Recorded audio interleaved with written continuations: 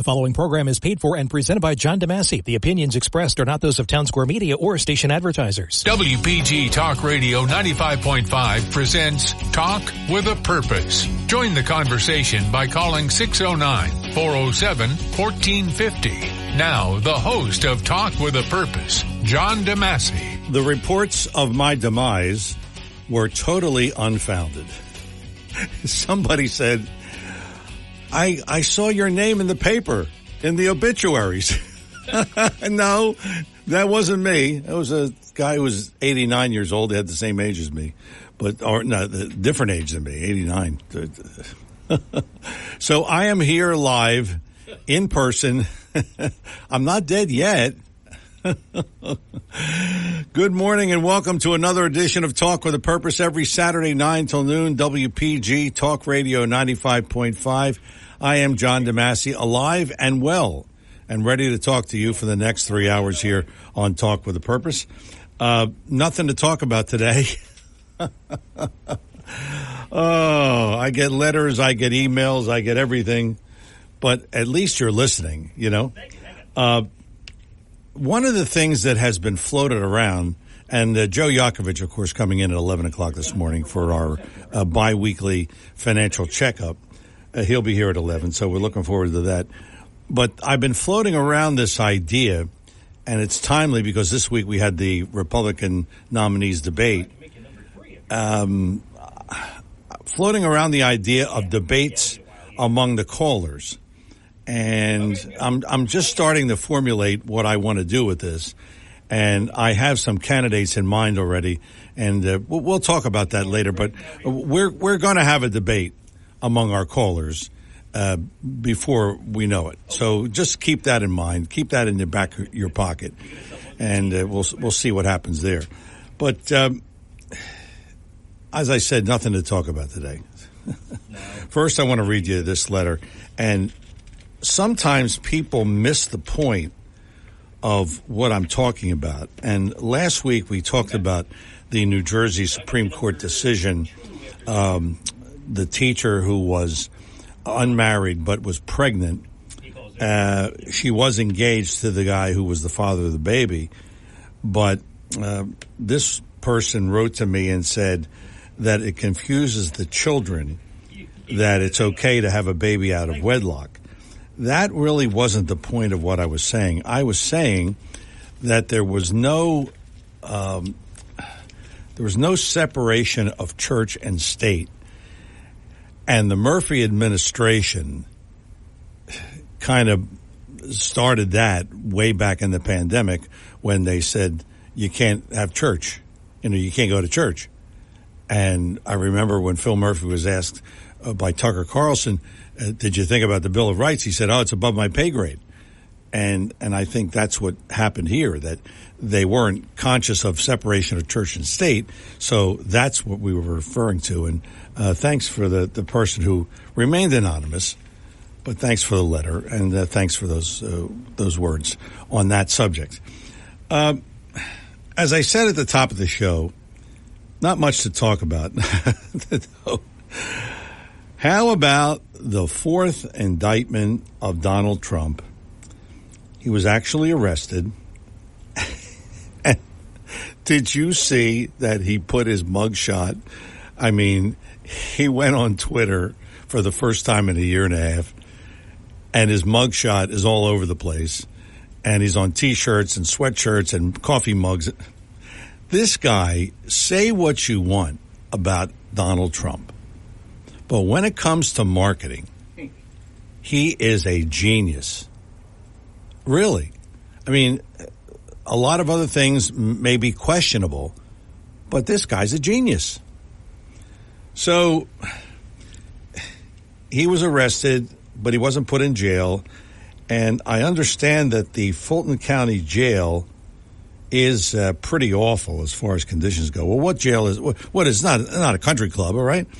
As one listener said to me in an email, if they can do it to him, they can do it to just about anybody, and that's probably true.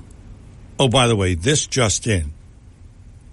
Fannie Willis, Fulton County DA, has indicted Donald Trump for eating pork roll at a Jewish breakfast.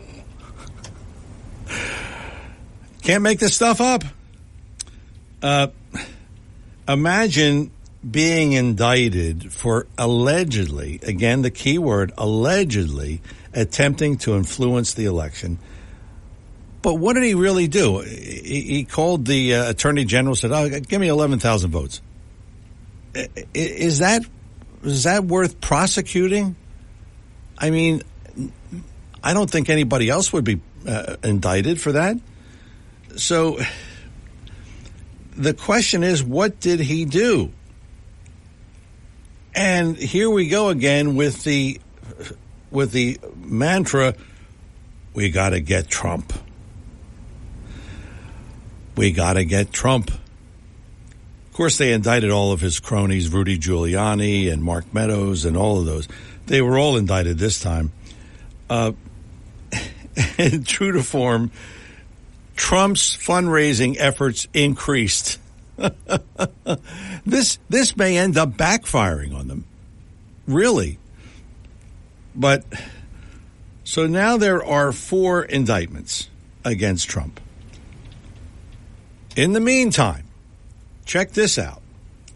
The chairman of the U.S. House Judiciary Committee has sent a letter to Fulton County DA Fani Willis demanding records and documents related to any communication that she had with federal officials related to her investigation of President Trump and his allies.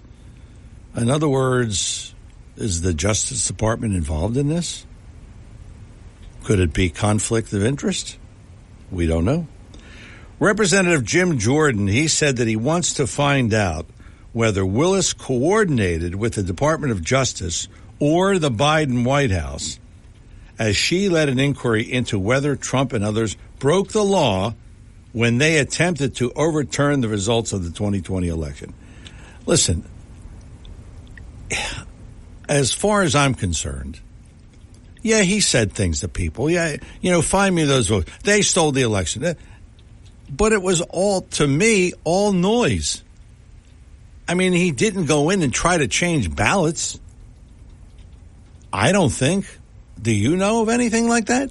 I don't. Jordan wrote in his letter that he questions the motivations of Willis and her investigation and the timing of the grand jury's charges now that the 2024 presidential contest is underway. He also characterized the investigation as possibly infringing on the free speech and other constitutional rights of Trump and other defendants. They want to have a trial starting in October. And I understand they have 11,000 pages of documents. How are they going to go through all of that? To me, if it was a legitimate investigation, they would say, maybe we'll do this in 2025, after the election. But no, they want to do it before. Sure, they want to ruin Trump. This is the whole thing. Jordan gave Fani Willis a deadline to get these documents in order of September 7th, which is, I believe, in less than 2 weeks. And he wants answers to those questions that he has. We'll see. But in general, I think it's another witch hunt. What do you think? It just appears to me that this whole thing, look, they set trial dates that are unrealistic. One of them is October, another one says January. Isn't that convenient? I mean, isn't it that it's in the thick of the election? Oh, you don't want to elect Donald Trump. He's been indicted. Indicted for what? Okay, he has some business dealings that are sometimes questionable. I get that. And all businesses do. But it's not indictable. So this is really, You know what they should call this? The return of the Ringling Brothers Circus. That's what they should call it. And in the center of the ring is Donald Trump, and the district attorneys involved are the ringmasters. I mean, it's just unbelievable.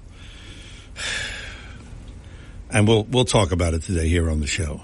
But first, of course, we have the one and only Seth Grossman, and we cannot forget Richard Summers and Seth Grossman's attempt to revive Richard Summers and all of the things that he did, and that's coming up very soon, right, Seth?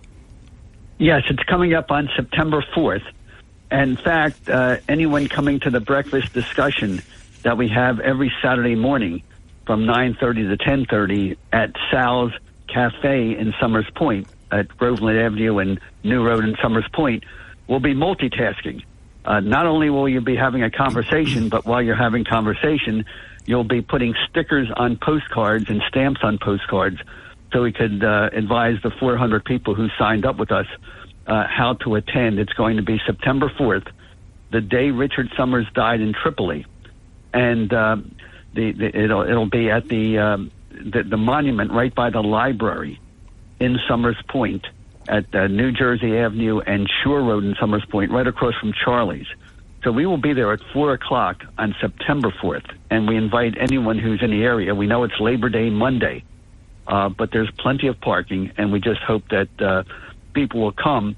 And to defray our expenses, at 5 o'clock, right after the ceremony, we go over to Sal's where we normally have our breakfast, and we have a nice little buffet that raises money that pays for the postcards and the stamps and our other expenses. Sounds good. Count me in. So, count me in. Okay, you're right. It's not on a Saturday morning, so you could actually. That's right. Come. I can go. By the way, the tickets for the buffet are $30, and you could pay online. We'd prefer if you pay in advance, so we know exactly how much food to have, but you could certainly pay at the door. But this morning at our Liberty and Prosperity breakfast, I'm sure there'll be plenty of discussion about Trump, and it's going to be interesting whether the fourth arrest changed anybody's mind and whether the debates among the other Republican candidates changed anybody's mind. Because as of a month ago, we from time to time take a straw poll at our group, and of our group, 72% supported Trump last time, 28% supported DeSantis, and I'm curious if that changed. And one of the things that comes out is it's possible to believe that Trump is being treated unfairly, that he's being persecuted, that the charges are garbage. You could believe that to be true, but you could at the same time believe that he's not the most qualified person to become president, and that maybe Ron DeSantis should be president or the nominee instead of Trump. So I'm really curious to see how opinions changed or if they did change.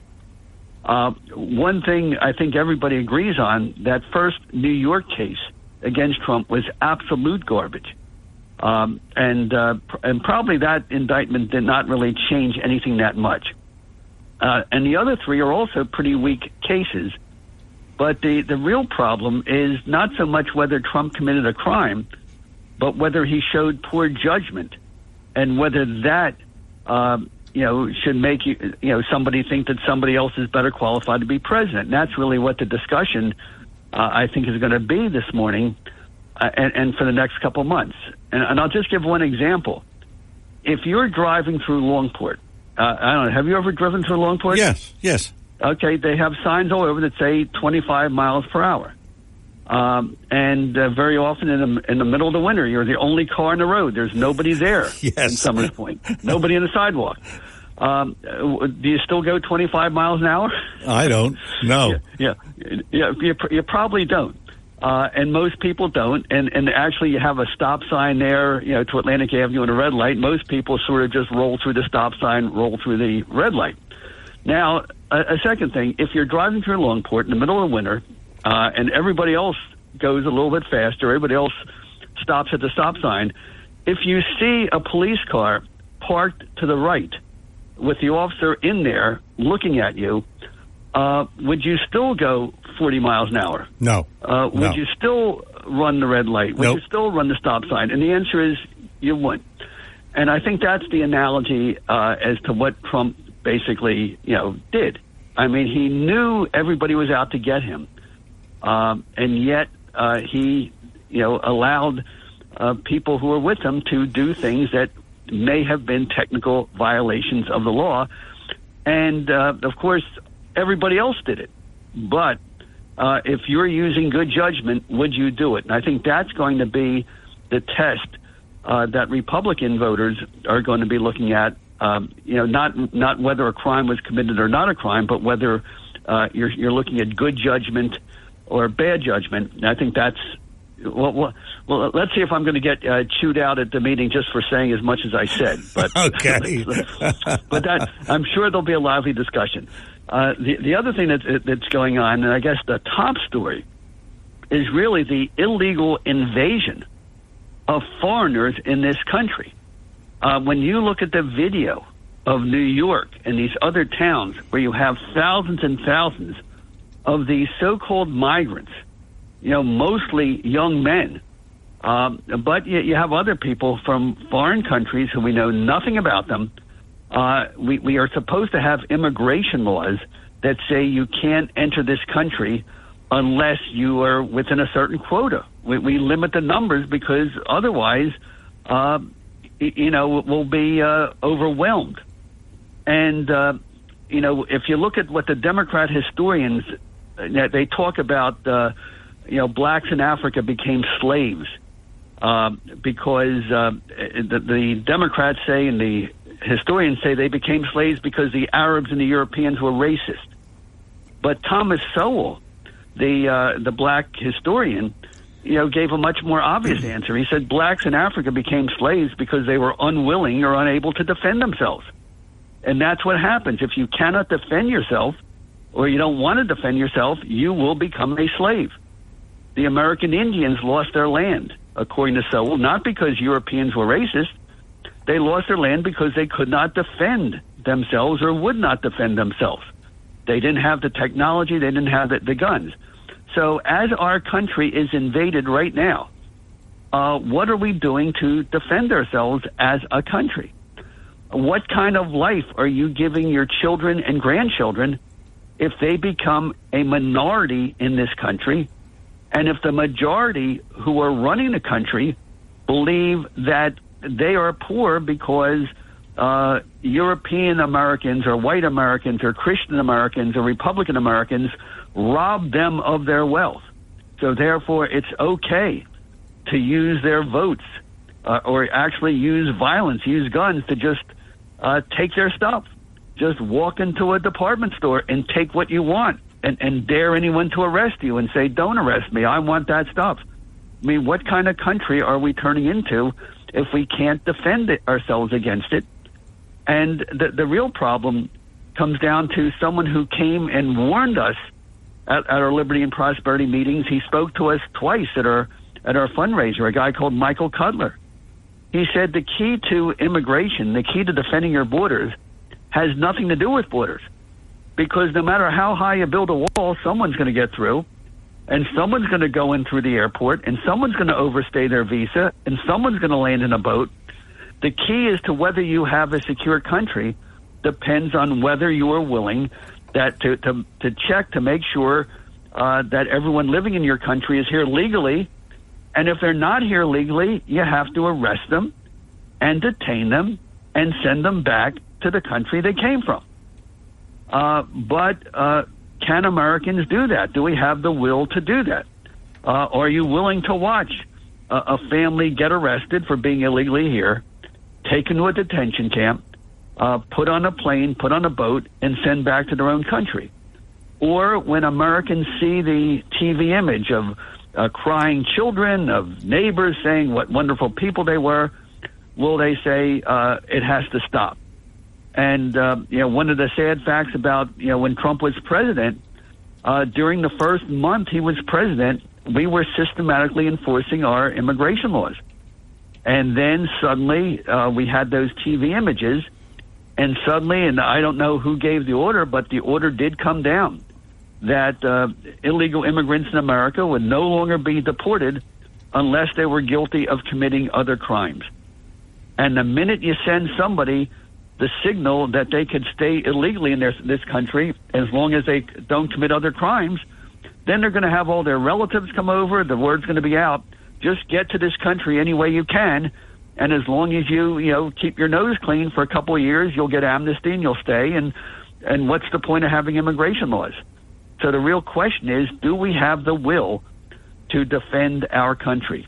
And I have our question, and I'm surprised that in all the TV debates and all the TV discussion, maybe I missed it, but did you see any political leader anywhere saying the only solution is not giving these people jobs, not giving these people housing, but if they're all here because they're seeking some sort of asylum, let's appoint judges, let's get early hearings, let's get them to their hearings, and if they don't qualify, send them back to the country they came from. I haven't heard anybody say that. Neither have I. No, neither have I. So anyway, so that's what's going on. Back to Richard Summers. I just want to say briefly when that, why that event is so important. There was a time when Richard Summers, who came from Summers Point, was such a well-known hero that every school child in America knew who Richard Summers was. They knew the war that he fought in. It was called the Barbary Wars. America fought against people called the Barbary Pirates in 1804. Why? Because when American ships sailed to Spain, France, Portugal, or Italy, they were attacked by Muslim warships from North Africa who robbed and captured them and sold them as slaves, stole their property. Now, this was shocking and new to Americans, but these Barbary pirates had been doing this to European Christians for 1,000 years. In fact, they even sent their warships to Iceland, Greenland, and Ireland to capture female slaves because blonde, blue-eyed women got the highest prices in the Arab slave markets. Now, of course, Americans knew nothing about this, and when we were a British colony, we didn't have to worry about it because our ships were protected by the British Navy, and the British government was actually paying tribute or bribes to have our ships left alone.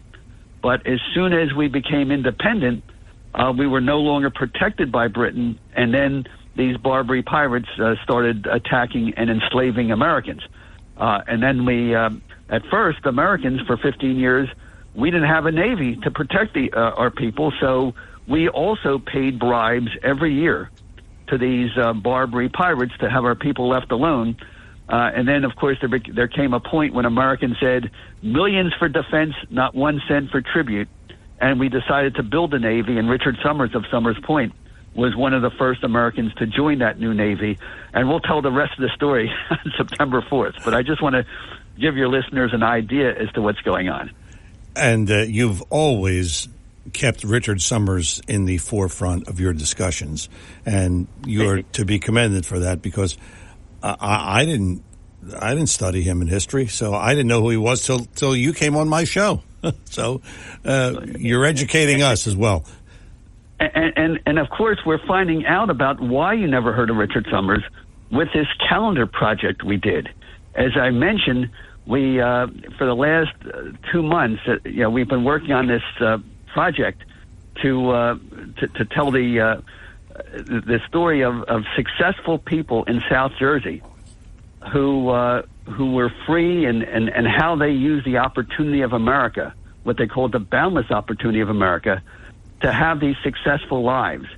And we drew our material not only from regular history books, but every person who grew up in South Jersey has probably gone to the funeral of a grandparent or an uncle or somebody we knew. And when they're doing the eulogy, it's like almost all the stories were the same. Whether you were black, whether you were Italian, whether you were Irish, whether your great grandfather or grandfather came from the farms of somewhere in the Midwest or Appalachia, it was always, we came here with nothing, we got married, we worked hard, we saved our money, we bought a house, we bought a business, we succeeded, and now we have a very comfortable life. The idea of America as the land of boundless opportunity, or the Germans would call it das Land der unbegrenzten Möglichkeiten. And of course, so one of the reasons our calendar has not come out yet is that we are getting a grant from the state, and the grant is requires us to deal with the historians, and the historians are quibbling. They're saying, well, why are you using stories to promote the motto of liberty and prosperity? And we said, well, when you give money to a black group, they're going to talk about Chicken Bone Beach. When you give to a Hispanic group, they're going to give to a historic heritage. I said, if you believe in diversity, shouldn't we have a history that explains why liberty and prosperity are important? So we're quibbling with this, and probably one of the things that was annoying when we did the story of Richard Stockton, we talked about how he was betrayed by Tories. They were the people who sided with the British. He didn't want American independence.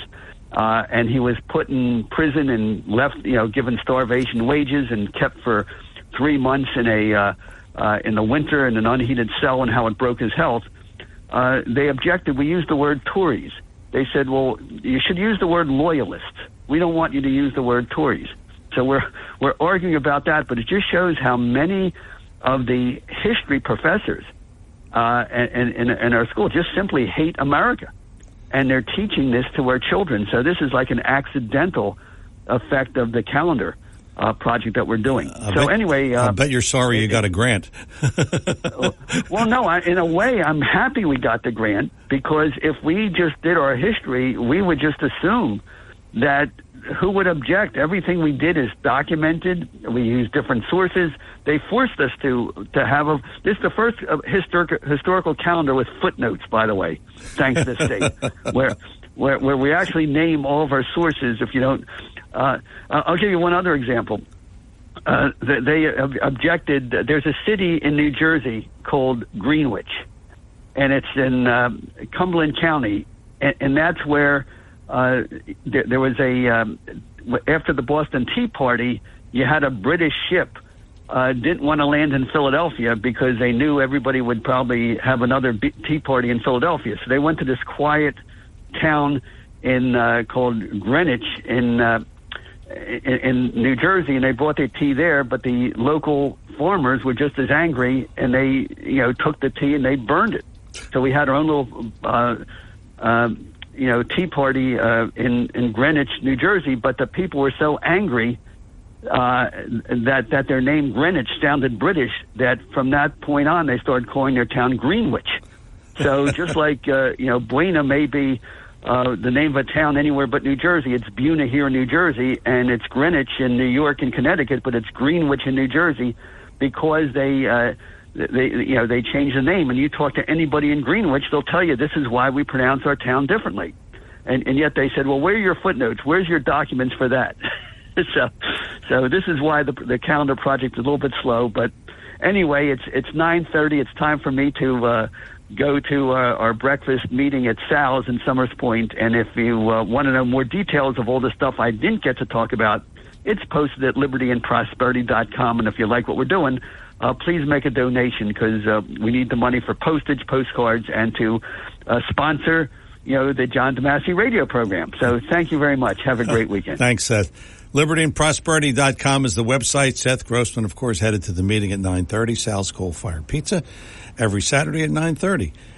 It is Talk with a Purpose. Speaking of every Saturday 9 till noon right here, WPG Talk Radio 95.5. We'll get started with our callers, John, Craig, and Bob, in that order. And maybe you at 609-407-1450. Coming back with more Talk with a Purpose in just a moment. When it comes to you and your family's financial wellness, there are so many things to talk about. We could go on forever. To help guide you along the way, Joe Yakovich has written a book called The Heart of Your Money, Inspiration for Financial Wellness. In the book, Joe talks about longevity, inflation, retirement surprises, and many other topics. For your free copy of The Heart of Your Money, call the office of Joe Yakovich at JML Financial at 856-751-1771 or email Joe at jyakovich@brokersifs.com. For over 37 years, Joe Yakovich has been helping families throughout the area navigate the difficulties of a sound financial plan. You'll find Joe's approach to be different and not just the cookie-cutter methods that are prevalent in today's world. The path to your financial wellness and or retirement starts with a call to Joe Yakovich at JML Financial Group. 856-751-1771. 856-751-1771. Or email Joe at jyakovich@brokersifs.com. Joe Yakovich is registered with, and securities and investment advisory services are offered through Brokers International Financial Services, LLC. Member SIPC.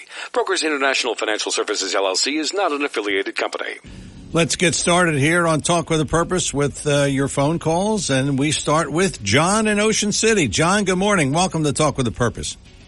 Let's get ready to rumble. I see Dave from California can either be Cali Dave or Super Dave Osborne. Remember Super Dave Osborne Yes. from Second City TV? He'd always do something wacky and get himself harmed, and then the next episode he'd be right as rain. But anyway, talking about Prigozhin's plane being shot down, the sleepy, creepy unwrapped mummy says it was Vladimir Putin, that dirty dog, Vladimir Putin.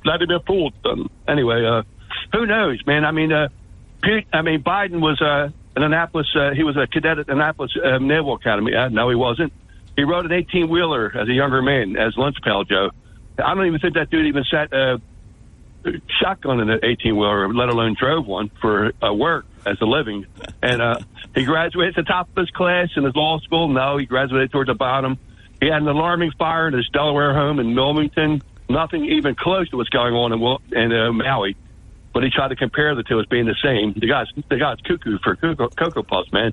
But I want to bring up that plane being shot down. They said actually a bomb was planted inside the plane. Now they're saying, because they found shrapnel in the fuselage, they're saying a proximity missile was at work. Now, I never heard of a proximity missile. Here's the skinny.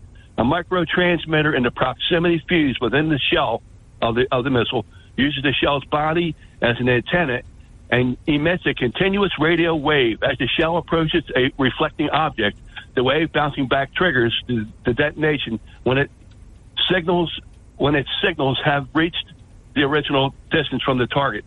So it's like a grenade. It doesn't have to hit you. It just has to explode near you, and it can destroy you. Well, who knows where it was shot from? We don't know. I mean, actually, it took Seymour Hersh, a journalist, to let us know that actually Sleepy Creepy Joe and his administration in cahoots with the military-industrial complex that President Eisenhower warned us all about in 1961, had a hand, more than a hand, but actually were responsible for planning was a C4 on those three of those four pipelines. So let's get real. It's the time to be naive is over. But I want to talk about also end times eschatology. Talking about let's see, here it is, man. Wait. Oh, John, okay. You're not prepared. What is this? You're usually prepared. I mean, this is unusual. You want to call? You want to call back? No, I'm ready. Okay. This is from Daniel 5. And behold, another beast, a second, like to a bear, and it raised up itself on one side, and it had three ribs in its mouth, in between the teeth of it. And the voice said, "Rise and devour much flesh." Now, the bear has been a symbol of Russia, going back to Imperial Russia under Tsar, all the way back to the 18th century. So Imperial Russia was involved with World War I. Stalin's Communist Russia was involved with World War II, and now we're on the periphery of World War III, with what's going on in Ukraine. Now, Ukraine was the breadbasket. I don't know what it is now. It's a mess right now, but it was the breadbasket. And they also have more natural gas and crude than even Norway does. So did Norway have something to do with this, too? Because the plane that dropped those buoy bombs flew out of Norway, sailed out. Anyway, so people are saying this may be the trigger for World War III. And if you go to Ezekiel 38:15, it says the land of Magog to the uttermost north of Israel. So unless the army's going to come out of the North Pole, it's going to be Russia. Because the land to the uttermost north of Israel is Russia. And they're going to have allies, Persia, which is the present-day Iran, Togarmah, which is present-day Turkey, and Gomer, which are the stand countries. In fact, Turkmenistan is one of the stand countries. And Gomer, according to the Old Testament, Gomer was the father of Togarmah. So all this Bible prophecy was written way, way, way back yonder in olden times, maybe coming to pass now, but we don't know when the day and hour comes, but it is time to prepare ourselves, and it's time to stop being naive. Thanks for letting me call in. All right, John, thanks for the call. Talk with a Purpose is the show, Saturdays 9 till noon, WPG Talk Radio 95.5. I'm John DeMasi. Let's see, Craig and Bob and maybe you at 609-407-1450. We will get back to more Talk with a Purpose in just a moment, but first, guess what time it is? Well, it's 9:37. No, it's that time where the voting begins, and it will start Tuesday for Best of the Press. And is B.F. Mazzio in the running for Best of the Press? You better believe it. Best gift baskets, best produce store, that's the categories, and you can vote starting Tuesday. You go to pressofac.com and you'll find out how you can vote. But that's just one of the things happening at B.F. Mazzio. It's kind of what you call the end of the summer, and you still have plenty of summer fruits. And I got to tell you, I ate this is unbelievable. I ate a whole watermelon last week by myself. Is that unbelievable or what? And of course it was from B.F. Mazzio. And I decided that it's better to get the whole one because it's like $3.99. And that's a bargain. So that's just one of the things. And we don't normally talk about prices here, but that's just one of the bargains at B.F. Mazzio. The finest fresh fruit and produce you will find anywhere. And why did I eat that whole watermelon in 1 week? It's because it was so good and so juicy, like a lot of the other fruits at B.F. Mazzio. And, of course, there's also prepared foods. If you don't feel like cooking, and this time of year, who does? You've got a variety of prepared foods. I mean, it runs the gamut from pastas to salmon to chicken to everything right there. Prepared foods, you got it.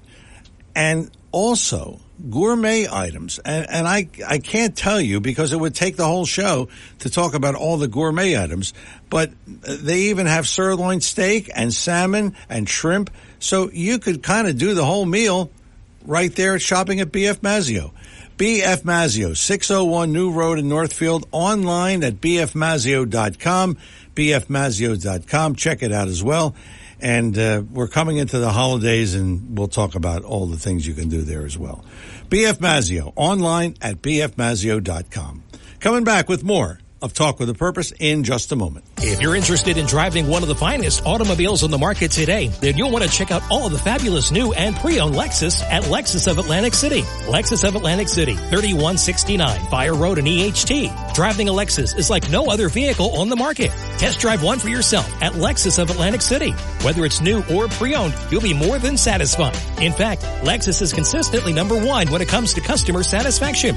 Visit Lexus of Atlantic City, 3169 Fire Road in EHT. Or you can check out their outstanding selection of new, pre-owned, and L-certified pre-owned vehicles on their website, LexusOfAtlanticCity.com. That's LexusOfAtlanticCity.com. Or, if you want more information, call 609-641-0008. Lexus of Atlantic City, now celebrating their 26th year in the area. A dealership that you'll enjoy. No pressure, no gimmicks, no hassle, no hype. Lexus of Atlantic City, 3169 Fire Road in EHT. And remember, always online at LexusOfAtlanticCity.com. Your WPG Talk Radio 95.5 AccuWeather forecast for South Jersey. It'll be humid today with times of clouds and sun. Today's high 87. Partly cloudy and humid tonight with a low of 67. Tomorrow, intervals of clouds and sunshine, a passing shower or two. It'll be humid tomorrow as we wrap up the weekend. We'll see a high of 84. We'll start the new week Monday with intervals of clouds and sun, remaining humid, the high 77. I'm AccuWeather's Drew Shannon on WPG Talk Radio 95.5. Back here on Talk with a Purpose. If you want to email me during the week, or you can email me today, it doesn't matter. JDADV1 at Comcast.net. JDADV1 at Comcast.net. Email me anything you like, program suggestions, comments, etc. JDADV1 at Comcast.net. That's the email address. It is Talk with a Purpose, Saturdays 9 till noon, WPG Talk Radio 95.5. Let's talk to Craig in Northfield. Craig, good morning. Welcome to Talk with a Purpose. Well, good morning, John. I mean, you ready? I bounced back there. I told you about the FEMA camp I might be going. For those people that don't know, my call got dropped, and I got to slide back in again, because what we wanted to talk about. For the person that called before, I think it was John. Yeah. That Russian guy that got, allegedly the plane got shot down, he disappeared in 2019 also. So just hold up before anybody gets excited. What did I tell you? Okay. Seth, when you say Donald Trump made a bad judgment call, I think you every week you come on, you're not going to talk about Donald, but you talk about Donald. I mean, I hope your people are giving you a spanking right now because you deserve it. He probably is. Yes. Okay, but I just want to say that the Congress, remember this, people, the Congress changed the law so that Pence couldn't do what Donald Trump wanted him to do. Did they not? Right, that's right. No, I didn't ask that's right. Did they change the law? No. Yes. No, they changed the law. After the election and after the January 6th, Congress met and they voted and they changed the law, okay, so that Pence could never do what Donald Trump wanted him to do. That's a fact. Well, people don't know that. January 6th was only a ceremony, if I recall. No, listen, it depends on, see, this is the thing. When you go to court, okay, what you get to do is you get to debate the facts. And the last time I checked, when somebody's calling down there in Georgia, okay, you saw those suitcases coming from underneath the table a couple times on TV, didn't you? Yeah.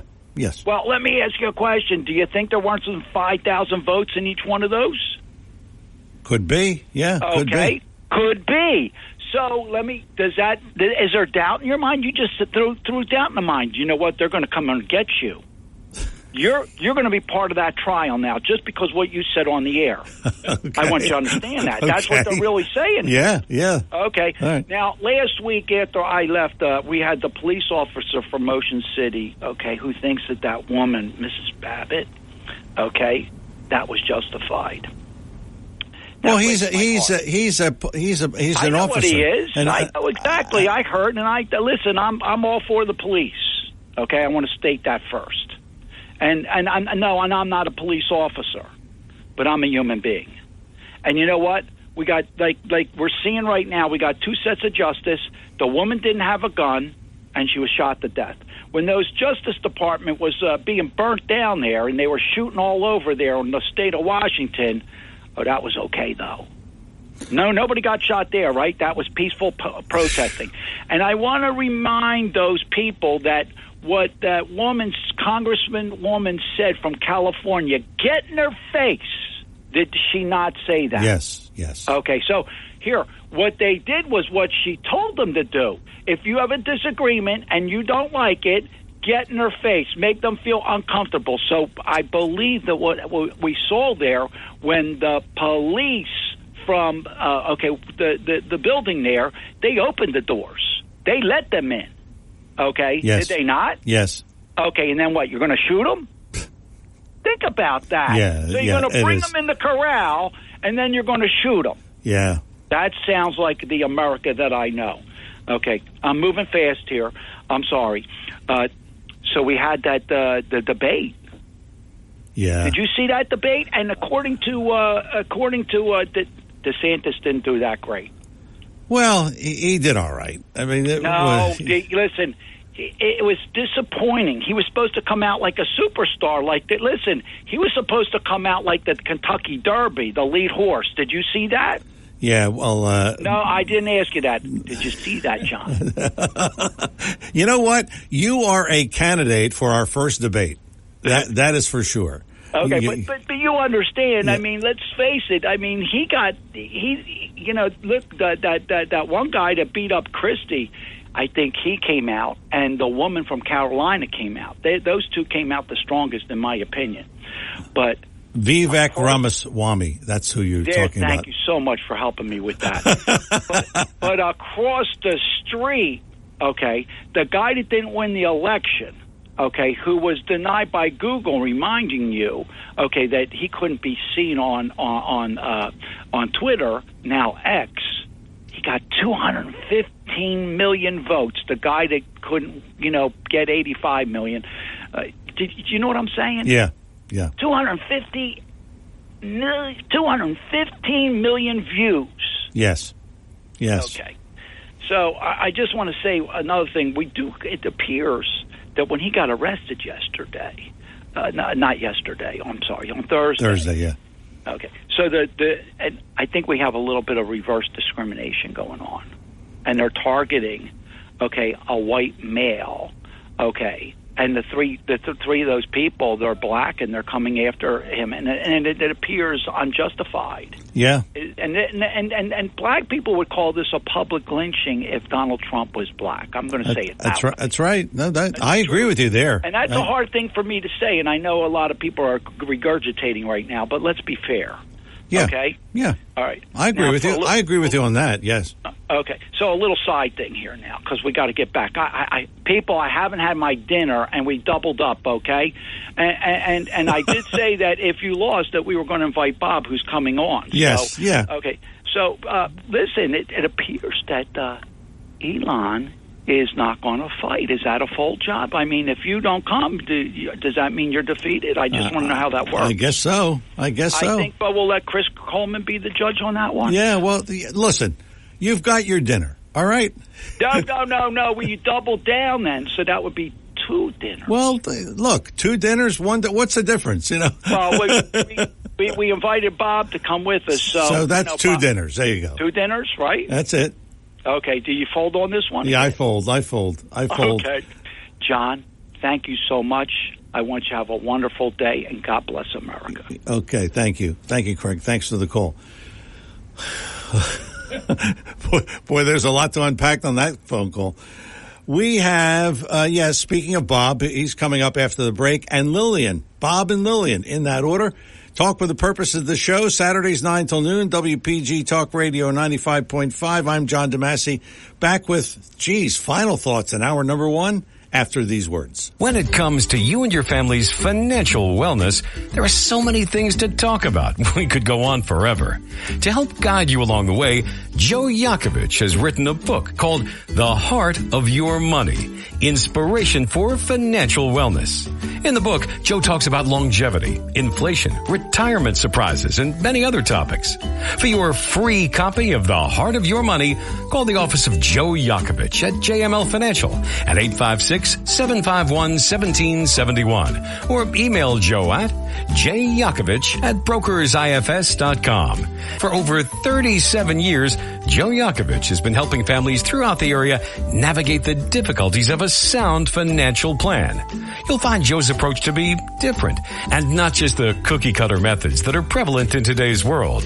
The path to your financial wellness and or retirement starts with a call to Joe Yakovich at JML Financial Group, 856-751-1771, 856-751-1771, or email Joe at jyakovich@brokersifs.com. Joe Yakovich is registered with and securities and investment advisory services are offered through Brokers International Financial Services, LLC, member SIPC.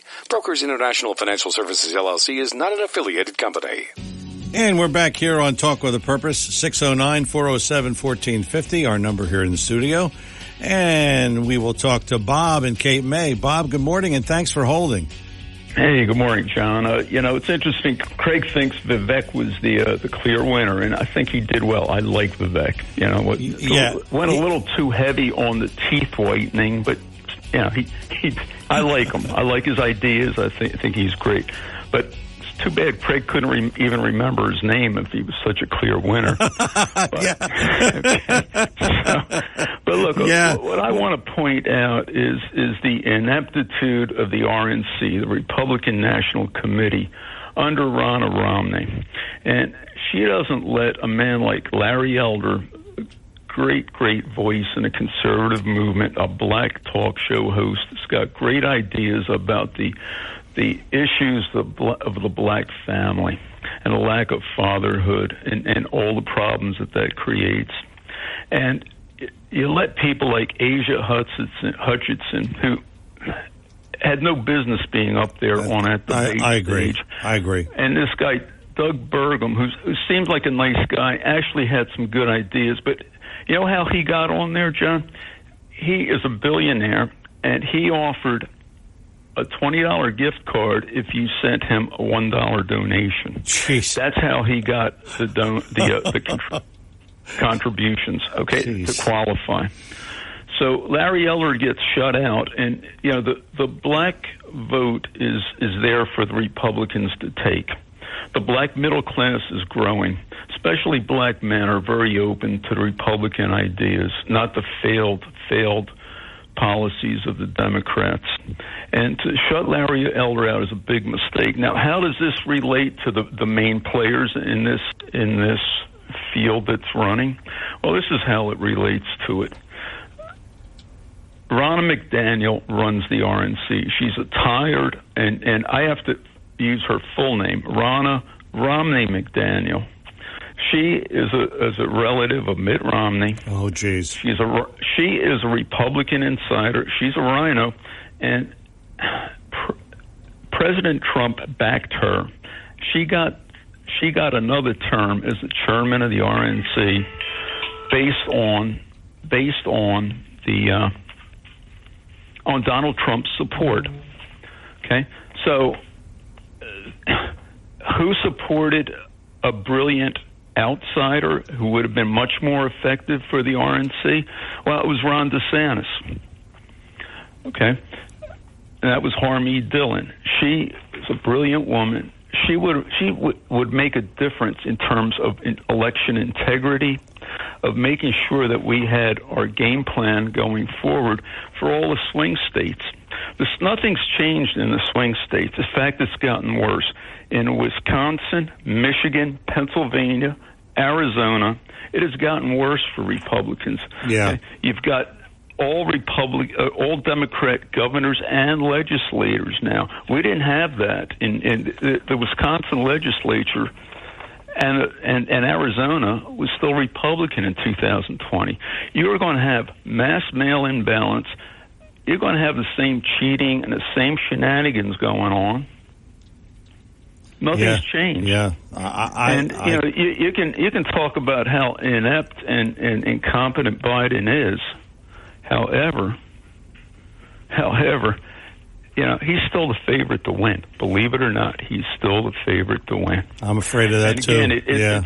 This is an illustration of who is a more effective executive. In Florida, Palm Beach County for decades was a huge problem for election integrity. You had corrupt officials for decades. Who changed that? Governor Ron DeSantis changed that. He fired those people. He got rid of those people. Jeb Bush didn't do it. Charlie Crist didn't do it. The rhinos didn't do it. But Governor Ron DeSantis did it. And in Florida, we had election integrity. In 2020, the votes were counted by 10 o'clock. We had a clear winner. And, again, this shows you that we need to think about an executive that's going to be effective. Yeah. Not somebody was ineffective. Yeah, well, that's true. And, this is a tough one, Bob, and I'm afraid you're right that I still think that in spite of all the problems that Biden is still going to win because of the anti-Trump backlash. That's it. Yeah. Well, and John, the apparatus for the cheating is still there. Yeah. It hasn't changed. Oh, well, hopefully it will. It really hasn't. I mean, the mail-in ballots, they're going to let that happen.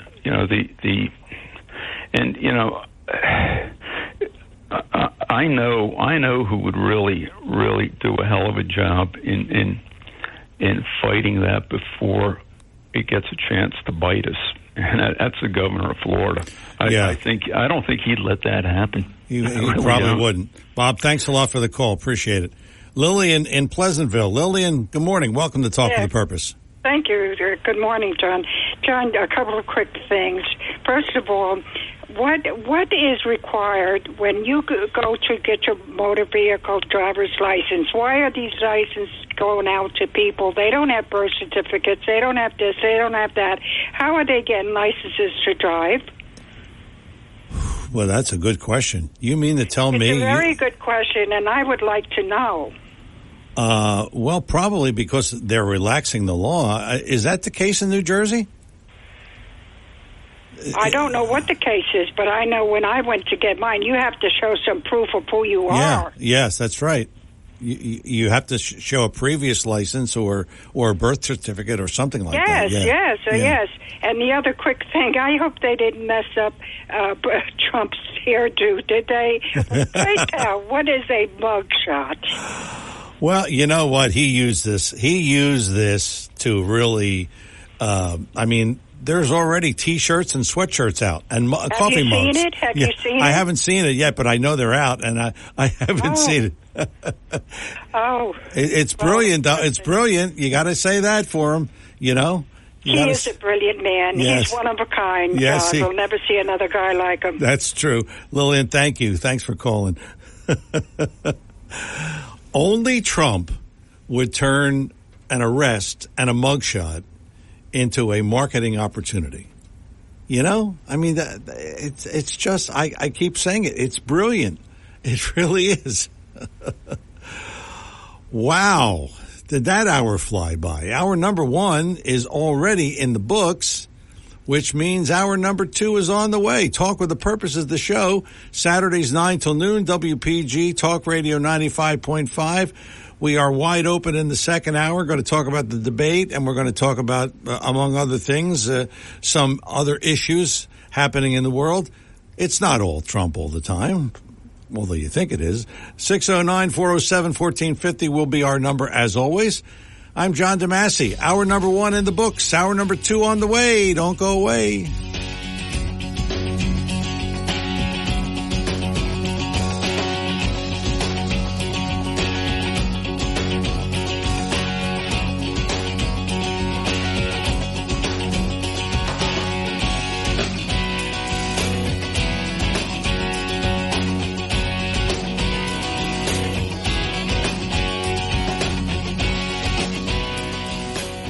.5 FM and 1450 AM WPGG Atlantic City, WENJ HD3 Millville, a Town Square media station.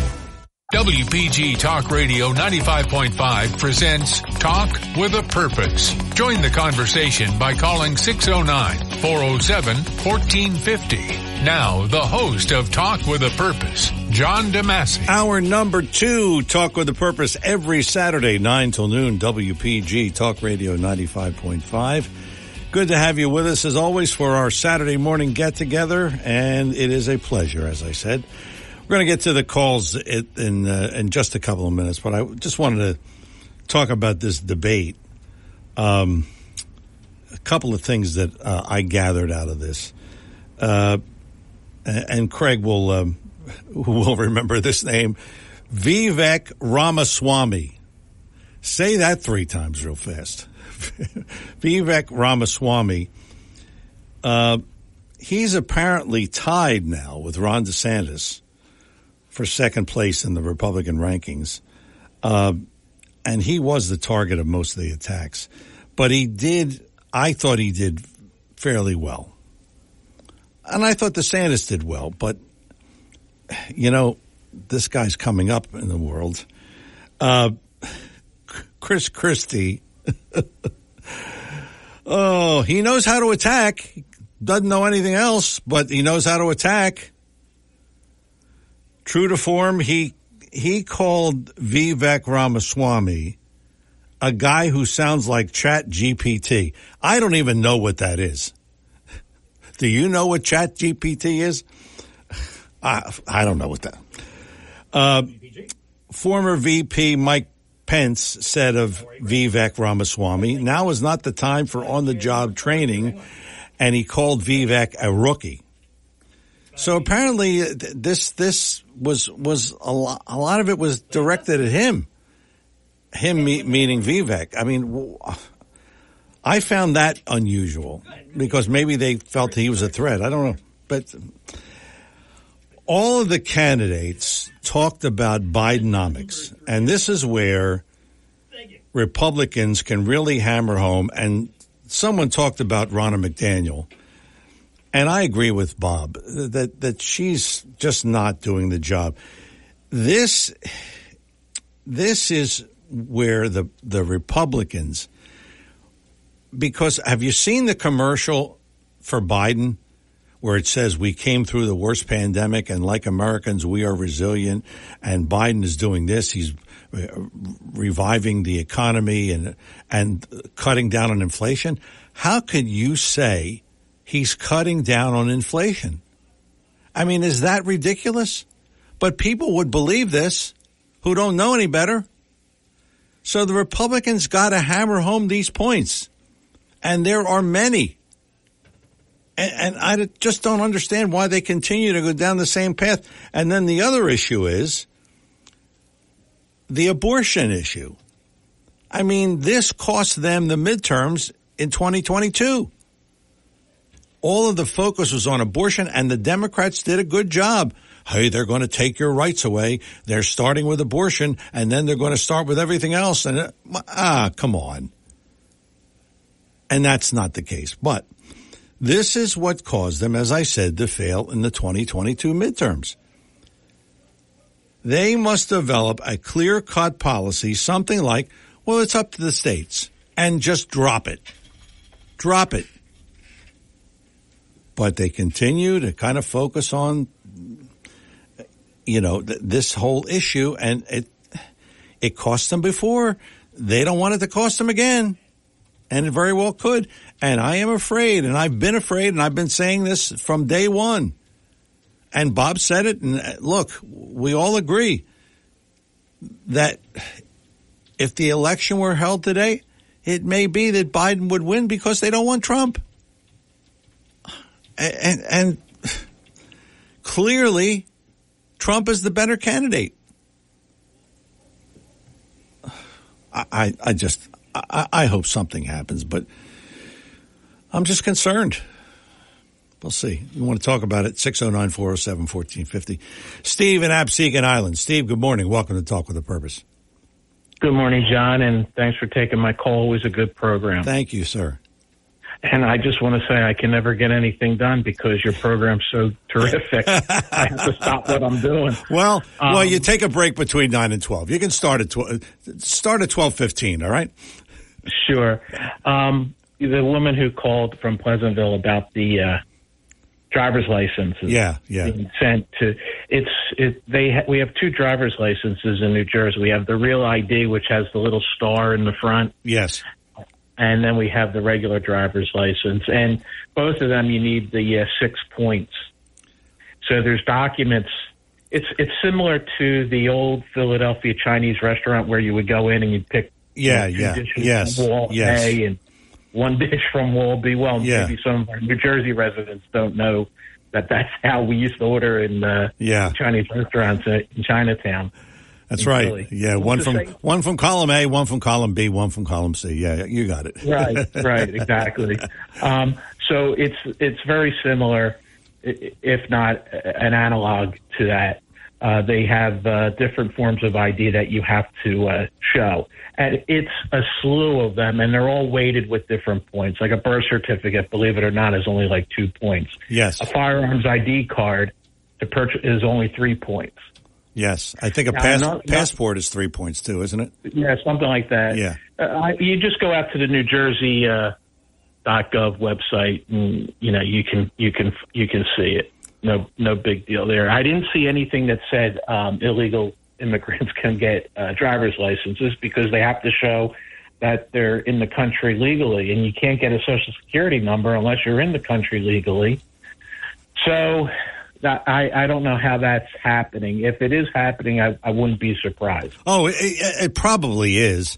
And I know that landscapers, they tell me that they can't hire they can't hire legals because they're usually white and they can't handle the job. So they pay their employees in cash, some of them anyway. Right. Yeah, they're not legal. So, well, cash is king. Yeah. We don't like cash. But I'm just saying that if they're getting the driver's license, then they're forging the documents, and certainly one of the documents to get a point is an address. So if you have like an electric bill coming to your house, so that's easy. Yeah. The electric company doesn't say, provide me that you're in the country legally and we'll supply you electricity. Yeah. The supermarket doesn't say, show us that you're in the country legally and we'll allow you to buy food. Yeah, that's right. So, a lot of these documents are foolish to begin with. Now, the other point I wanted to bring up was the topic. I think, Craig, your caller, called in about the law that passed that changed the way that the Electoral College is counted and passed. Yeah, it looks like, I just looked it up. It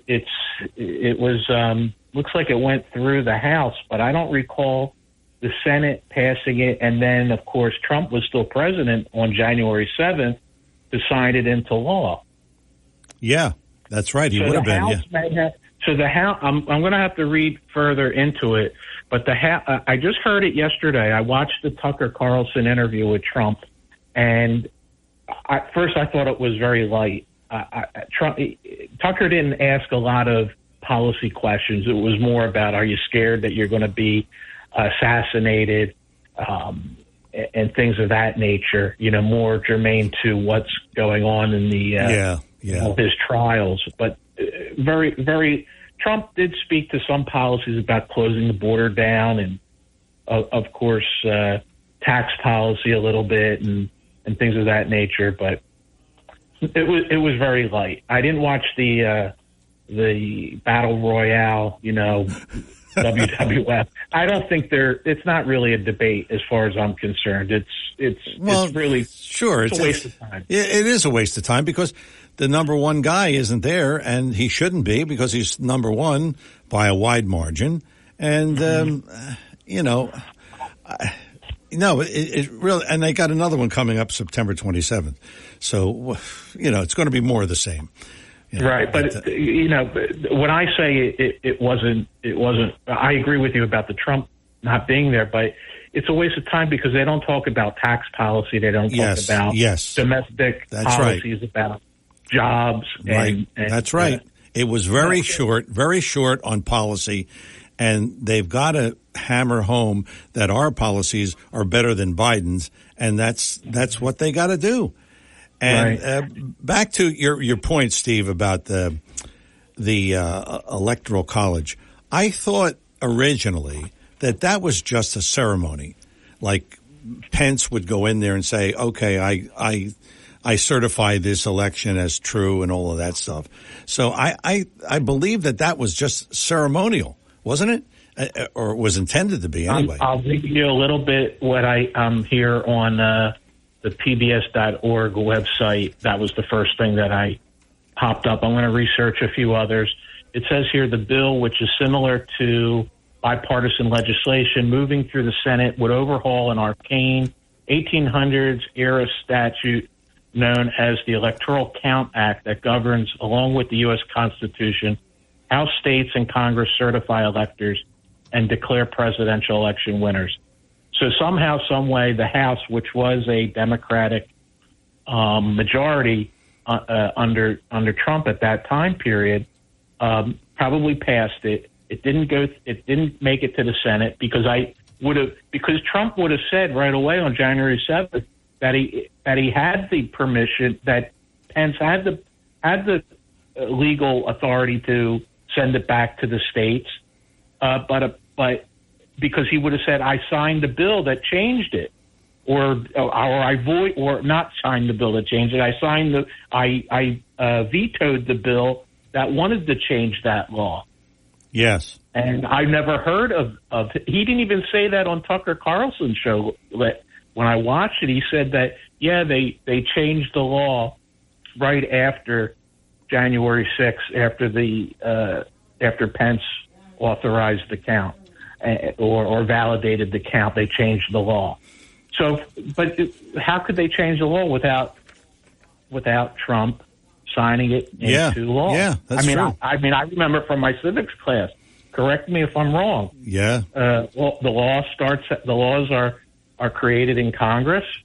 They're voted on. It's sent to the Senate. They pass it, and then it goes to the desk of the president. That's right. Yes, who exactly. Has right, and he can veto it. Then it goes back to the Senate. Right. And 2/3 majority to override the president veto. Right. All that is right. Yes. Okay. So this law, which they're talking about, excuse me, probably happened on January 7th, real quick, under the covers. The media didn't talk about it much, and because I think I'm pretty much well aware of what's going on in the world, and yet I never heard about that. And like I said, Trump's only bringing it out now. Yeah. So I don't know what to make of all this. I don't either. I don't either. It's a good question. And Steve, thanks for the call. Appreciate it. This is just handed to me. Chris, thank you. You looked it up. What is needed to get an undocumented driver's license in New Jersey? Ready for this? The main difference that undocumented immigrants have with citizens or residents when applying for a driver's license are the submitted documents. To obtain a driver's license, if you are undocumented, the law requires that the applicants prove their identity, age, and residence in New Jersey. Therefore, New Jersey Motor Vehicles mandates the following: proof of address, individual taxpayer ID number, sworn statement that the requirements for obtaining a Social Security number are not met, passport of the country of origin, and meet the 6 identification points. So you can get a license in New Jersey if you are undocumented, provided you have those documents. John in Ocean City. John, good morning. Welcome to Talk with a Purpose. Yes, I've also heard that the governor of Illinois wants to employ undocumented aliens as police officers. Isn't that special? Oh, man, our world is cuckoo for Cocoa Puffs, man. I'll tell you what. Right. But now I'm not arguing with Craig about Prigozhin, Jenny Prigozhin. I mean, I know that people say that Epstein was. I've heard both sides of the story. He's either Arkansas, it was killed and made it look like a suicide, or he committed suicide. All I know is that corpse is the delecti that was on the gurney the next day under the broad midday sun didn't look nothing like Epstein. So for all we know, him and Prigozhin might be sipping the champagne for some rich Russian oligarch yacht out in the middle of the Aegean Sea somewhere. Who knows, man? But instead of that fat bozo Chris Christie, they should have had Larry Elders there, man. Half the Republican Party was founded by black people, free black men. Why not? Right. I mean, it's time to play smart, isn't it? No, we just keep on doing the same old dumb crap over and over again. And I like Vivek Ramaswamy's chutzpah, man. He does have chutzpah. You have to give it to him there. Now, in response to being accused of being green by career politician Pence, he said he's looking for revolution. I like that idea, but I've heard some of his ideas. I don't think he's a whack job. I think he's very naive. Yeah. I mean, for one, you're not going to control the Federal Reserve. Forget about it. You want to go all the way through, get rid of the Federal Reserve and have a fourth branch of government. That would be with all checks and balances, and in addition to the executive, legislative, judicial, have a financial branch, because according to the Constitution, the Congress controls our money. So I don't like the idea of AOC and Bernie Sanders and Chucky Schmucky Schumer and the rest of those bozos controlling my money. So yeah, it's a different day and age. I got it, but there's still a beloved Constitution to deal with. And as far as Vivek Ramaswamy, yeah, he has a place, man. The same old career politicians. They got to go. They're dinosaurs. They're not doing our country any good. Thanks for letting me call in again. All right, John. Thanks for the call. Yep. You know, this is where I think Vivek and Ron DeSantis and some others, this is where they're cutting their teeth. Maybe not now, but in the future, I think those are two good candidates for maybe 2028.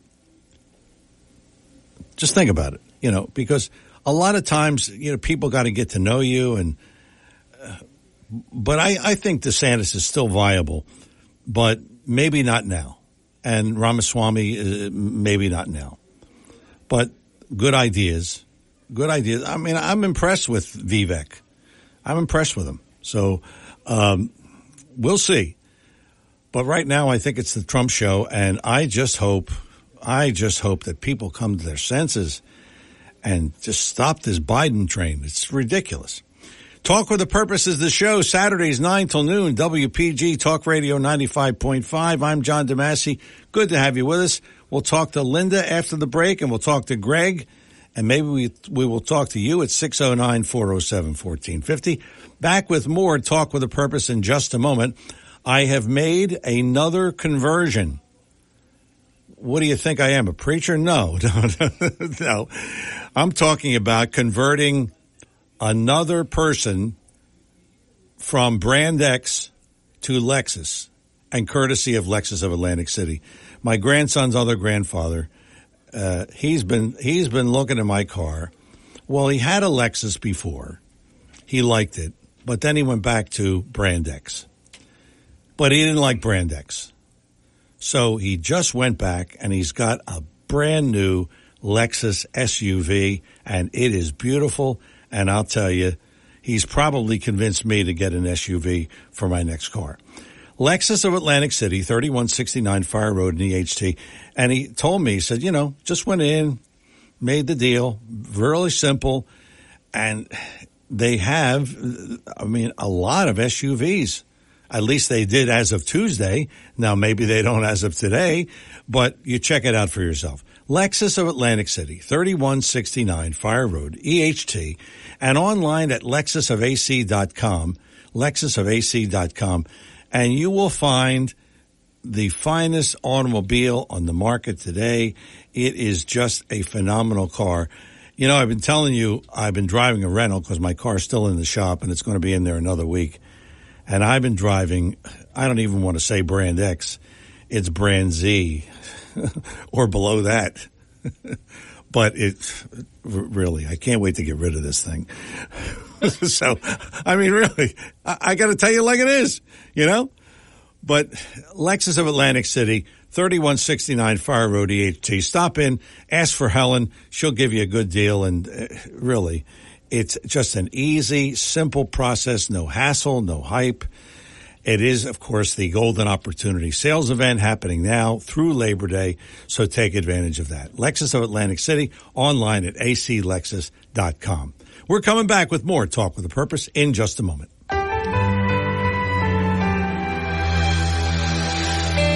I'm Seth Grossman for LibertyAndProsperity.com.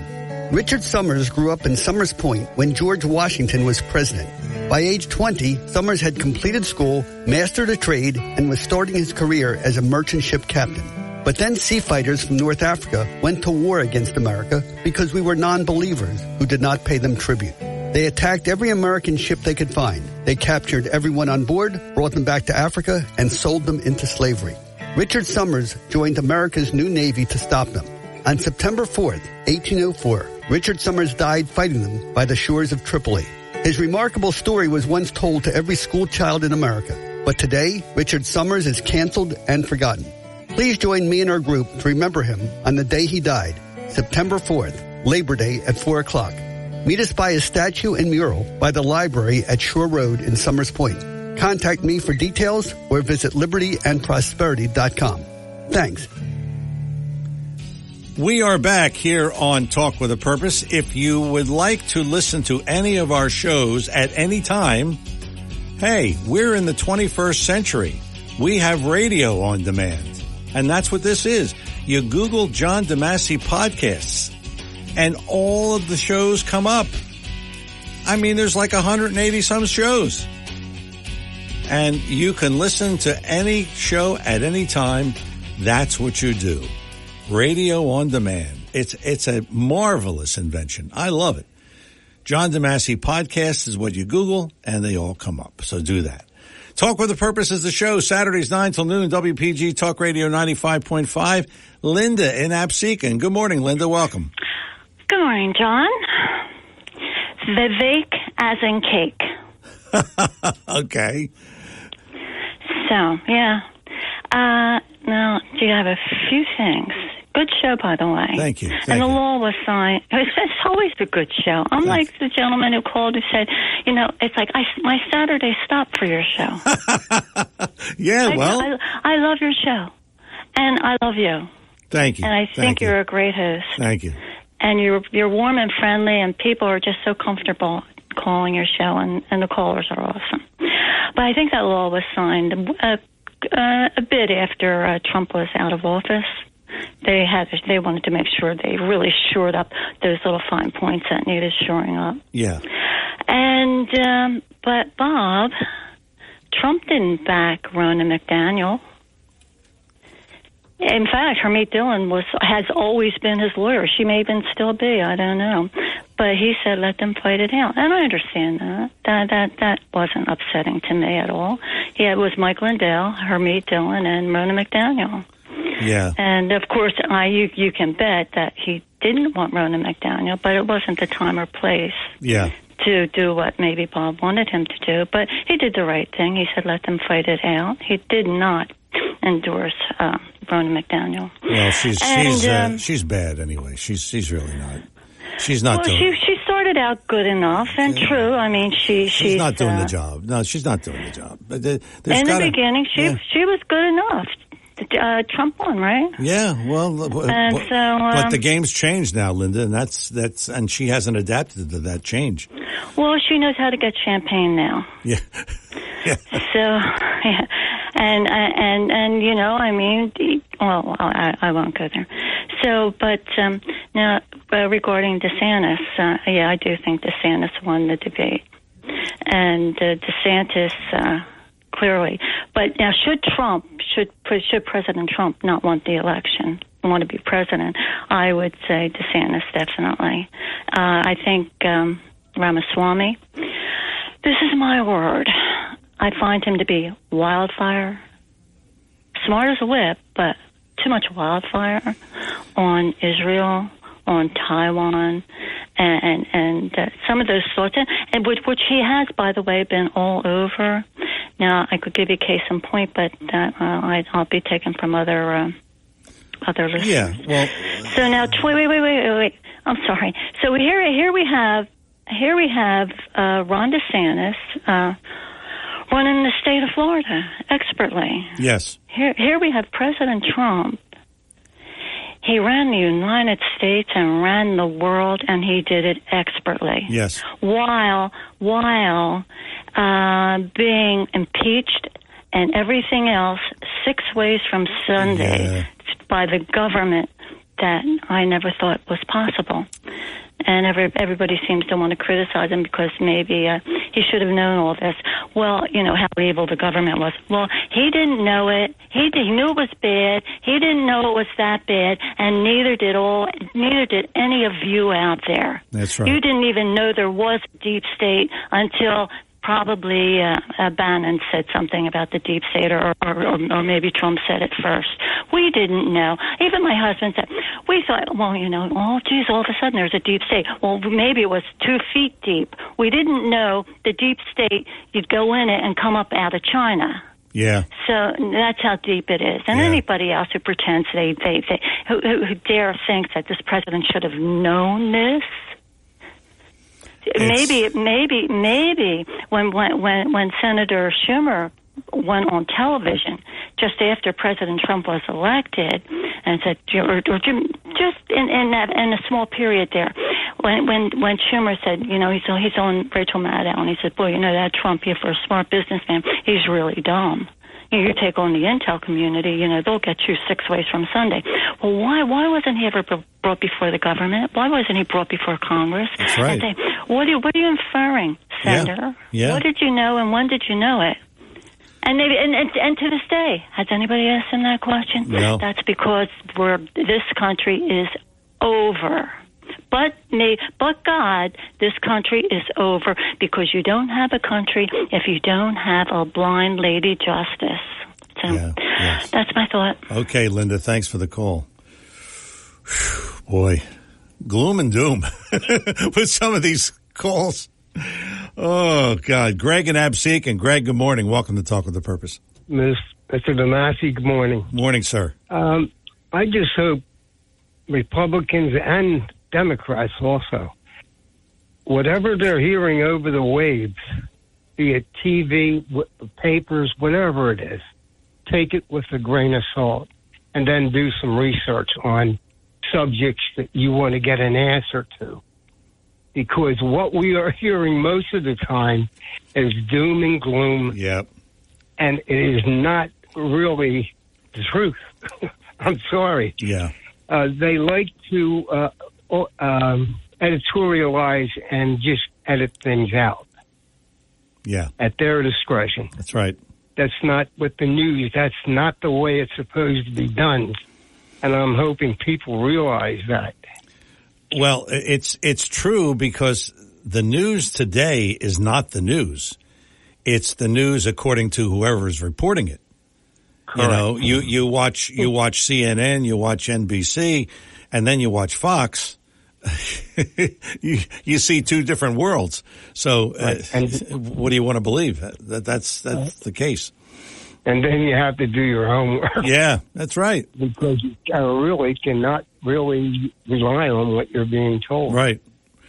The days of Walter Cronkite are over. Exactly. I would say something, but I will not. I won't let it stand just the way you said it, okay? Everybody has their own opinion. Yeah, yeah. Trump and the lack of arrival to the debates. Yeah. I really thought he was giving up the high grounds. Well, and I think the jury's still out on that. I don't think any numbers are coming through yet, but I think he dodged the bullet personally. Yeah, yeah. And it was a critical mistake that he made because he could have really damaged himself. Well, I don't know if he should have. You're talking about maybe he should have entered the debates because without a doubt he should have been there. Well, you see, but what good would it have done him? Because he's looking too cavalier to the public and the people that are supposed to be making a judgment on these individuals. Well, it's true, yeah. Independently. Yeah. And here we have the king that just didn't want to bother. Yeah. I mean, that to me was very upsetting. He should have been at those debates. Well, but he didn't think it would do him any good. And he was probably right because all of those guys that were on the dais there were out to get him. And he knew that, so he said, hey, you know, what am I going to gain? Look at it this way, Greg. What was he going to gain by appearing at those debates? Because, what's he gaining right now? Well, when you think about what he's been put through for that's true. It 7 or 8 years, there is nothing that affects the man. He stays he keeps his eye on the ball all the time. Yeah, he's never off key. I mean, it's amazing. Yeah, that's true. I don't know how he does it. I don't know either. I would have folded my tent a long time ago and gone into hiding, you know. But because the last thing he needs is this. Yeah, that's true. That's true. Yeah. Greg, thanks for the call. Bob and Cape May. Bob, welcome back. Hey, John. Look, I think Linda's made some great points. It was an excellent call. She's right about Trump. He had a great record of accomplishment. Absolutely have to give him credit despite all the workings of the deep state. I do want to defend my call on Ronna McDaniel, though. Charlie Kirk, who's a Trump ally, he's the one specifically said that Trump backed Ronna McDaniel. And that's a big problem in terms of strategy. It really is. And you know, President Trump was wise to skip the debate because a lot was stacked against him at that debate. I don't know if you're aware of this there, John, but that audience, that was controlled and chosen by, the live audience was chosen by the RNC. And there were a lot of old-line establishment Republicans and donors in that audience. That's why Vivek was booed a lot. Oh, okay. That's okay. And what we saw there was really in many ways, the death of the old establishment Republican Party. As the example I give of Pence. Pence came off as a nasty old man. That's what he just came off as. But, the real warmongers that were the predominant number of candidates on that stage were warmongers. They wanted big intervention in Ukraine. Nikki Haley, let's give Ukraine a blank check. You had two men, Vivek and Ron DeSantis. They both objected to this unlimited aid for Ukraine. And where do they want our resources to go? Where it should go, on the southern border, to protect our country from the fentanyl, from the invasion of terrorists and God knows what. Yeah. So what we saw there, and Pence, as I said, some of these candidates like Pence and Christie almost turn this into a religious question. Like, how dare you abandon the people of Ukraine? And that's not the point. The point is we have almost 100,000 Americans dying of fentanyl overdose every year. Every year we have that. And I love what DeSantis said about this border situation.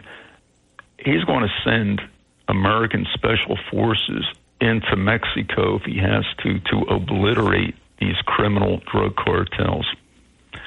That's where we need to spend money. Oh, that's where we need. That's a good thing. No question about that. No question about that. Yeah. Bob, thanks a lot for the call again. 609-407-1450 is the number here in the studio. Craig, after the break, and maybe you at 609-407-1450. I'm John DeMasi. More Talk with a Purpose after these words.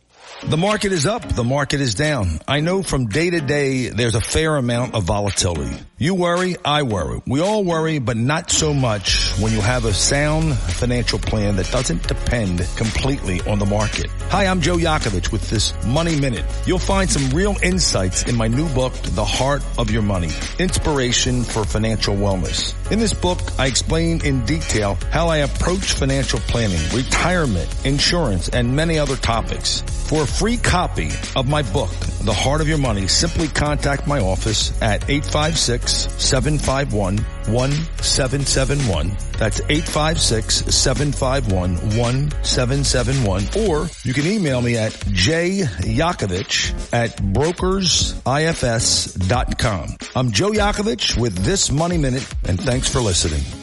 Want to save money in these inflationary times? Write this number down. 855-910-1246. 855-910-1246. Text your number to that number and you'll be part of BF Mazzio's Text Message Club, where you'll receive specials and coupons that will save you money.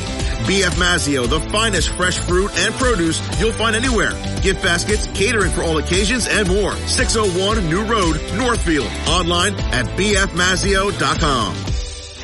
Your WPG Talk Radio 95.5 AccuWeather forecast for South Jersey. This afternoon, humid with times of clouds and sunshine, high up to 87. Partly cloudy, humid tonight, low 67. Intervals of clouds and sunshine tomorrow, but grab an umbrella. We've got a shower in spots. Could be your spot. Humid with a high 84 to wrap the weekend. And come Monday, not as warm but humid, clouds and sunshine, high 77. I'm AccuWeather's Ruth O'Brien on WPG Talk Radio 95.5. Back here on Talk with a Purpose again. If you want to email me during the week, jdadv1@comcast.net. Send me anything you'd like. Pro, con, program suggestions, whatever. We take them all on. jdadv1@comcast.net. That is my email address. And you may want to write it down, and you want to email me on Wednesday or Thursday and you'll forget it. So write it down. jdadv1@comcast.net. Talk with a Purpose is the show. Saturdays 9 till noon. WPG Talk Radio 95.5. And I'm John DeMasi. This just a little word here about this abortion issue. In South Carolina, their highest court backs the strict 6-week abortion ban. This is a new Supreme Court in South Carolina. They reversed course on abortion Wednesday.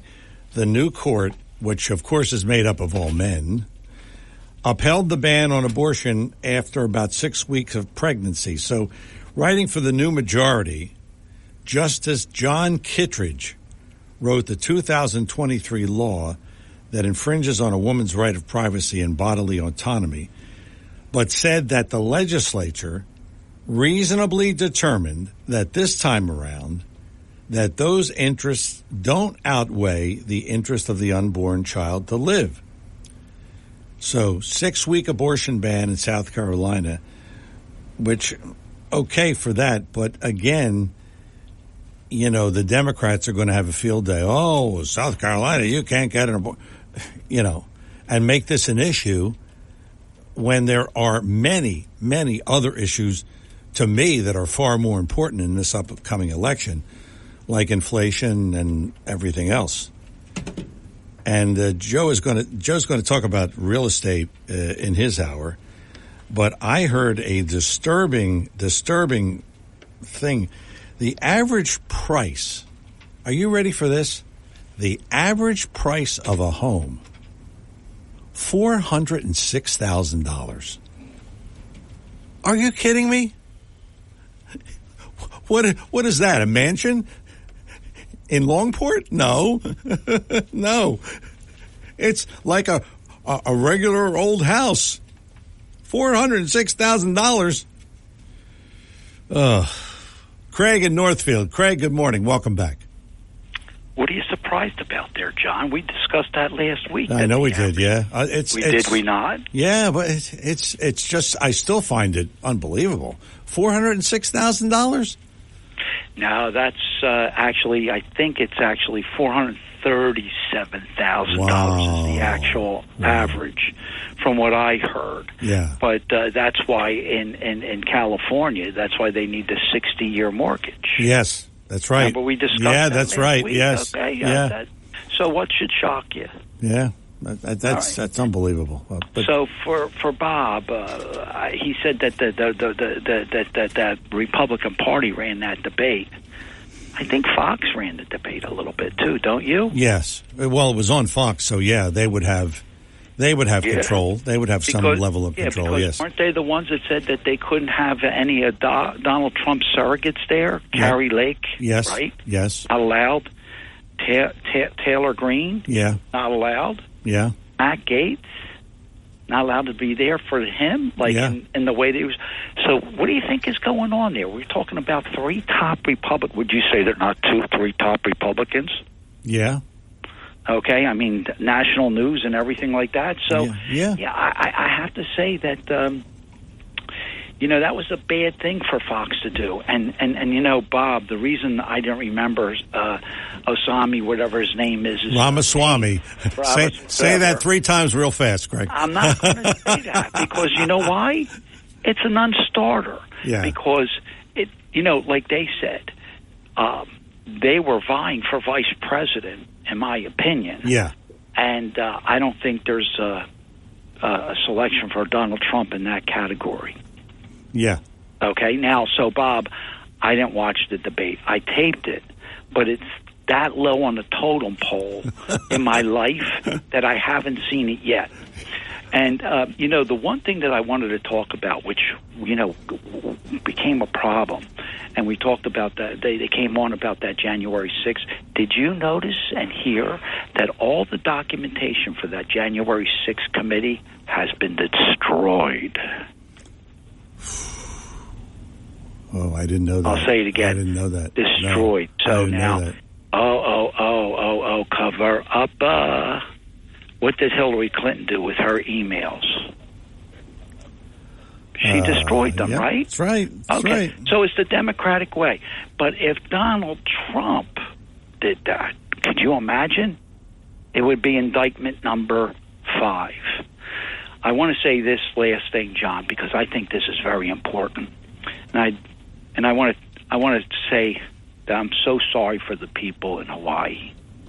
Oh, yeah.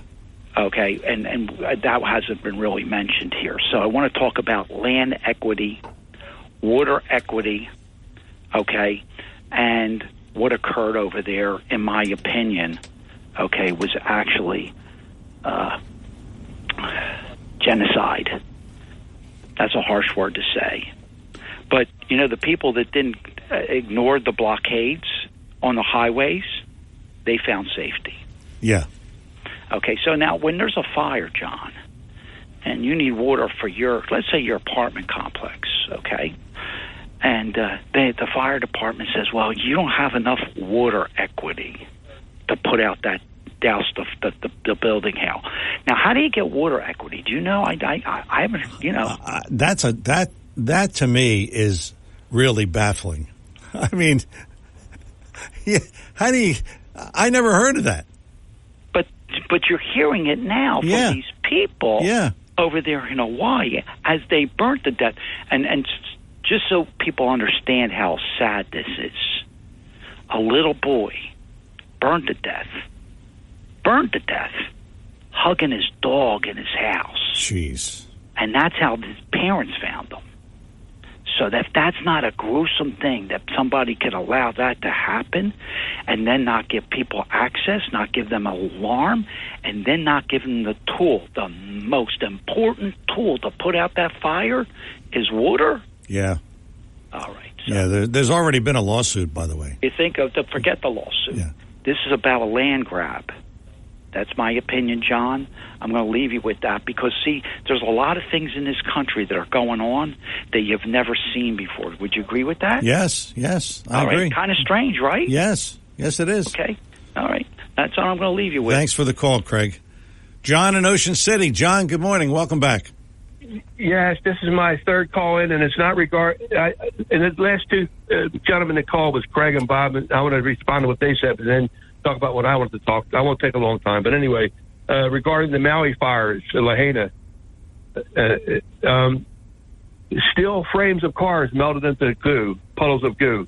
Now, steel melts at 2750 Fahrenheit. That's 1,510 Celsius.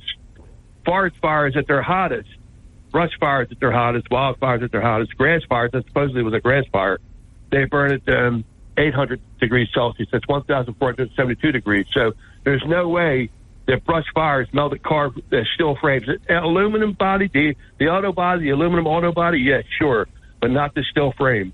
So, yeah, there's definitely something going on there that doesn't look right. There's something really smelly in Denmark, you know. But regarding what Bob had said, I see two people that came out of that debate, and I see a winning combination.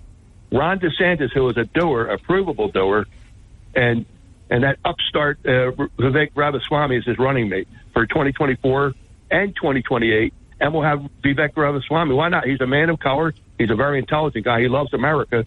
He's pro-Constitution. He would make a great president, but he needs to be tempered by experience. Regarding a person that would ride through a town in excess of the speed limit, knowing that there's a cop nearby, he's going to get pulled over, and then he gets pulled over. That shows bad judgment. But there's a 19th century president that was pulled over with his horse and buggy, President Ulysses Simpson Grant. And it was the first black chief of police that pulled him over 2 times. He gave him a warning, and then the third time he arrested him. And this guy who reported this as a blogger, his moniker is critical race theory with a K, right? He's a smart dude. He's a real smarty pants, this guy. But he's saying that President Trump, nobody's above the law, and this President Trump's been arrested yet again by a black man. Well, what's he been arrested for? For contesting the 2020 election, which was stolen, by the by. You're allowed to contest it in a free America, I thought. That's right. That's right. Yeah, go ahead. I'm sorry. I interrupted you. That's right. No, you're allowed to contest it. Yeah. So he didn't do anything. To me, he didn't do anything wrong. I mean, he said to a guy, "Give me 11,000 votes." Well, he didn't go to the voting machine and try to get 11,000 votes. He just said to I need 11,000 votes. Yes. What's criminal about that? That's all I'm saying. Yeah. Right, and also about abortion. I mean, okay, we can't push the issue of abortion, but life, liberty, and the pursuit of happiness. Life. Yeah, are you saying it, or are you just throwing out some words? You know, life, pro-life, being for life, being for liberty, being for happiness. A little baby being destroyed in the womb of its mother, that's not a life, liberty, and a pursuit of happiness. Sorry, it's not. Yeah. Where can we start, man? You know where we start? Taxpayers will not support abortions. We will not support Planned Parenthood. We will not. That's our life, liberty, and pursuit of happiness. We will stand our ground there. You love abortion. I was almost going to cuss. I'm sorry. You pay for it, ass clown. Thanks. Okay. Thanks, John. You should keep your hand on the button, Chris. Talk with a Purpose is the show. Saturdays 9 till noon, WPG Talk Radio 95.5. I'm John DeMasi. Kind of wrapping up hour number 2. We'll have some final thoughts after these words. Joe Yakovich is registered with and securities and investment advisory services are offered through Brokers International Financial Services, LLC, member SIPC. Brokers International Financial Services, LLC is not an affiliated company. When it comes to you and your family's financial wellness, there are so many things to talk about. We could go on forever. To help guide you along the way, Joe Yakovich has written a book called The Heart of Your Money, Inspiration for Financial Wellness. In the book, Joe talks about longevity, inflation, retirement surprises, and many other topics. For your free copy of The Heart of Your Money, call the office of Joe Yakovich at JML Financial at 856-751-1771 or email Joe at jyakovich@brokersifs.com. For over 37 years, Joe Yakovich has been helping families throughout the area navigate the difficulties of a sound financial plan. You'll find Joe's approach to be different and not just the cookie-cutter methods that are prevalent in today's world. The path to your financial wellness and or retirement starts with a call to Joe Yakovich at JML Financial Group. 856-751-1771. 856-751-1771. Or email Joe at jyakovich@brokersifs.com. Joe Yakovich is warming up in the WPG bullpen, and he is chomping at the bit to get on here. In fact, we may have you sing happy birthday to him. I may do that. Is it his birthday? Well, it was this week. He's 1 years old. Okay. He's younger than me, which he will tell you very clearly. So I'll tell you before he does. All right? Talk with a Purpose is the show. Saturdays 9 till noon. WPG Talk Radio 95.5. DJ in Summers Point. Good morning, DJ. Welcome to the show. How you doing today, John? Good. How about you?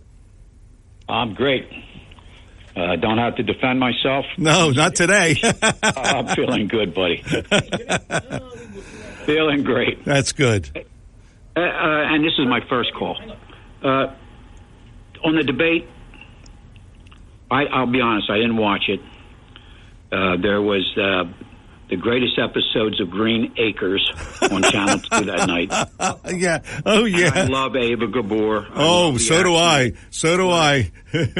What a classy lady. Yes. And, of course, Arnold the Pig's nice, too. Yeah. But I did read a little bit about it. But first debates are first debates. Did good, didn't do good, was okay, somewhere in the middle. Every candidate that was on that stage is going to have their handler say, hey, this is what we picked up from the first debate. Yeah. If you remember when the Democrats got on the stage the first time, the vice president kind of had her way with Biden. Yeah, yeah. Beat him up pretty good. Yeah, he did, yeah. Didn't she? Yeah. But things change. And if DeSantis was a little not strong in certain areas, I don't know, but his handlers say, "Look, this is what we got to do." It's like you're training a fighter. Yeah, you got to watch this, you got to watch that, and I'm sure the second and third debates will be a lot different. This morning in the first hour, and I apologize, I didn't catch the first hour, but usually every Saturday I play 18 before I go home. Summers Point. Did you see what happened to Summers Point Thursday night? No. They were one reading away from allowing marijuana to be sold in the town. Yeah. It got shot down. They found that it was in violation of city ordinance as far as planning and stuff like that, where the shops could go. Yes. So it created a situation. The council meeting was Thursday night, City Hall in Summers Point. The place was packed. with opposition to them proceeding any further with the allowing sales in Summers Point.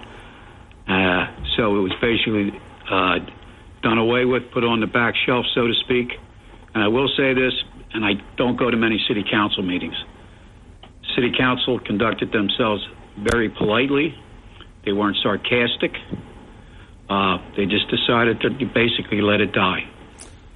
And they gave everybody an opportunity that wanted to speak against marijuana and the ordinance, the right to do so.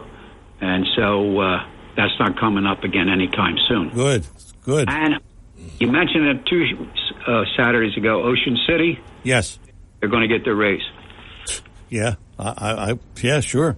It was in the paper, and there was hardly any opposition. In fact, there was a lot of support from the audience on that.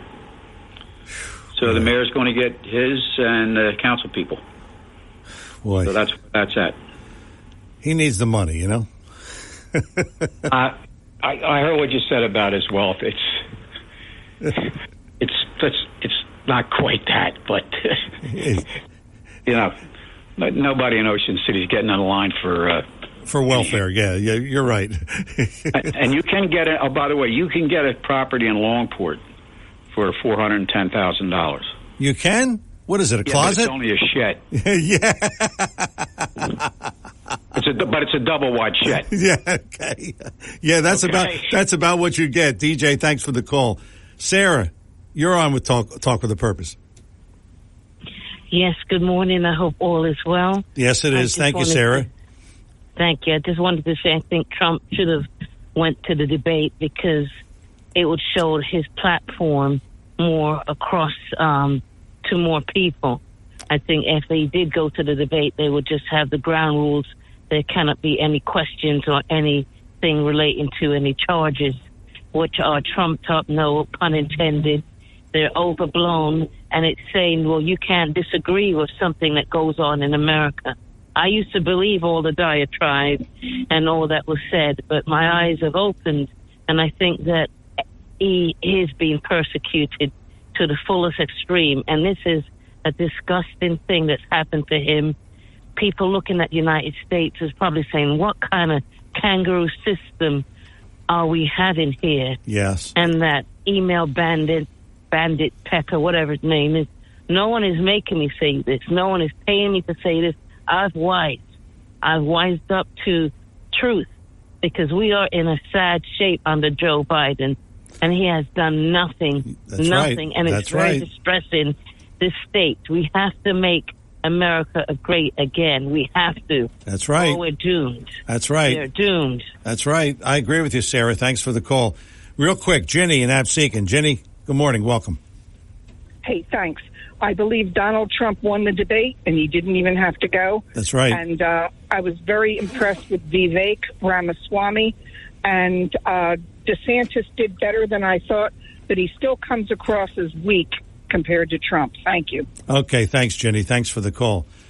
Well, we got it all in. And then there's Joe Yakovich coming up in hour number 3. Oh, boy. Oh. Well, look, what can I tell you except the debate, and there's going to be another one September 27th. Many say it's for the vice presidency, although that doesn't apply to Chris Christie, certainly. We'll see. Maybe DeSantis, maybe Tim Scott, maybe, I don't know. It's really up in the air. But again, the Republicans have to do a better job of selling their program and what they're going to do. Talk with a Purpose is the show. Saturdays, 9 till noon, WPG Talk Radio 95.5. I'm John DeMasi. Hour number 2 is in the books. Hour number 3, the Joe Yakovich Hour, on the way. Don't go away.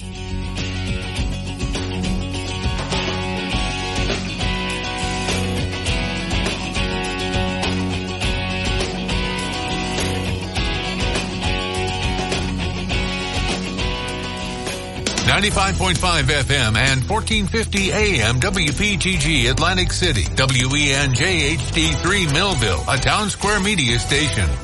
WPG Talk Radio 95.5 presents Talk with a Purpose. Join the conversation by calling 609-407-1450. Now, the host of Talk with a Purpose, John DeMasi. Hour number 3, Talk with a Purpose, every Saturday, 9 till noon, WPG Talk Radio 95.5.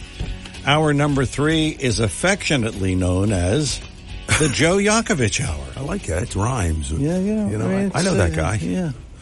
It's all good. It's all good. So, do you want the audience to sing "Happy Birthday" to you? No, what? No. Just come the on. fact that you acknowledged it. That's I couldn't be happier. Come on. I mean, if somebody wants to call in and sing "Happy Birthday" to you, I might get a bottle we of welcome wine, that. Right. Absolutely. John. By the way, thank you for the wine. Yes, that's my gift to you. And what is Chris. this called? This is Brunella. Okay. We did a bottling last week, and we bottled about 8 barrels of wine, and we my group took home about 4 barrels of wine, which in my case was about 40 cases or so, and you are tasting the finest. Okay. There's something about free. The name like Yakovich. Yes, making an Italian wine. It's actually a French grape, but that's another story. I am part of a group of gentlemen. We call ourselves the Italian Men's Night Out Club, and we get together with 14 or so Italians, and I am a little bit of Italian, but. You're 27%. 27, but don't take more than credit. But I do my part, and we all work together, and it's a nice camaraderie with all of us together, and we make wine and smoke cigars and eat. So that's a good combination.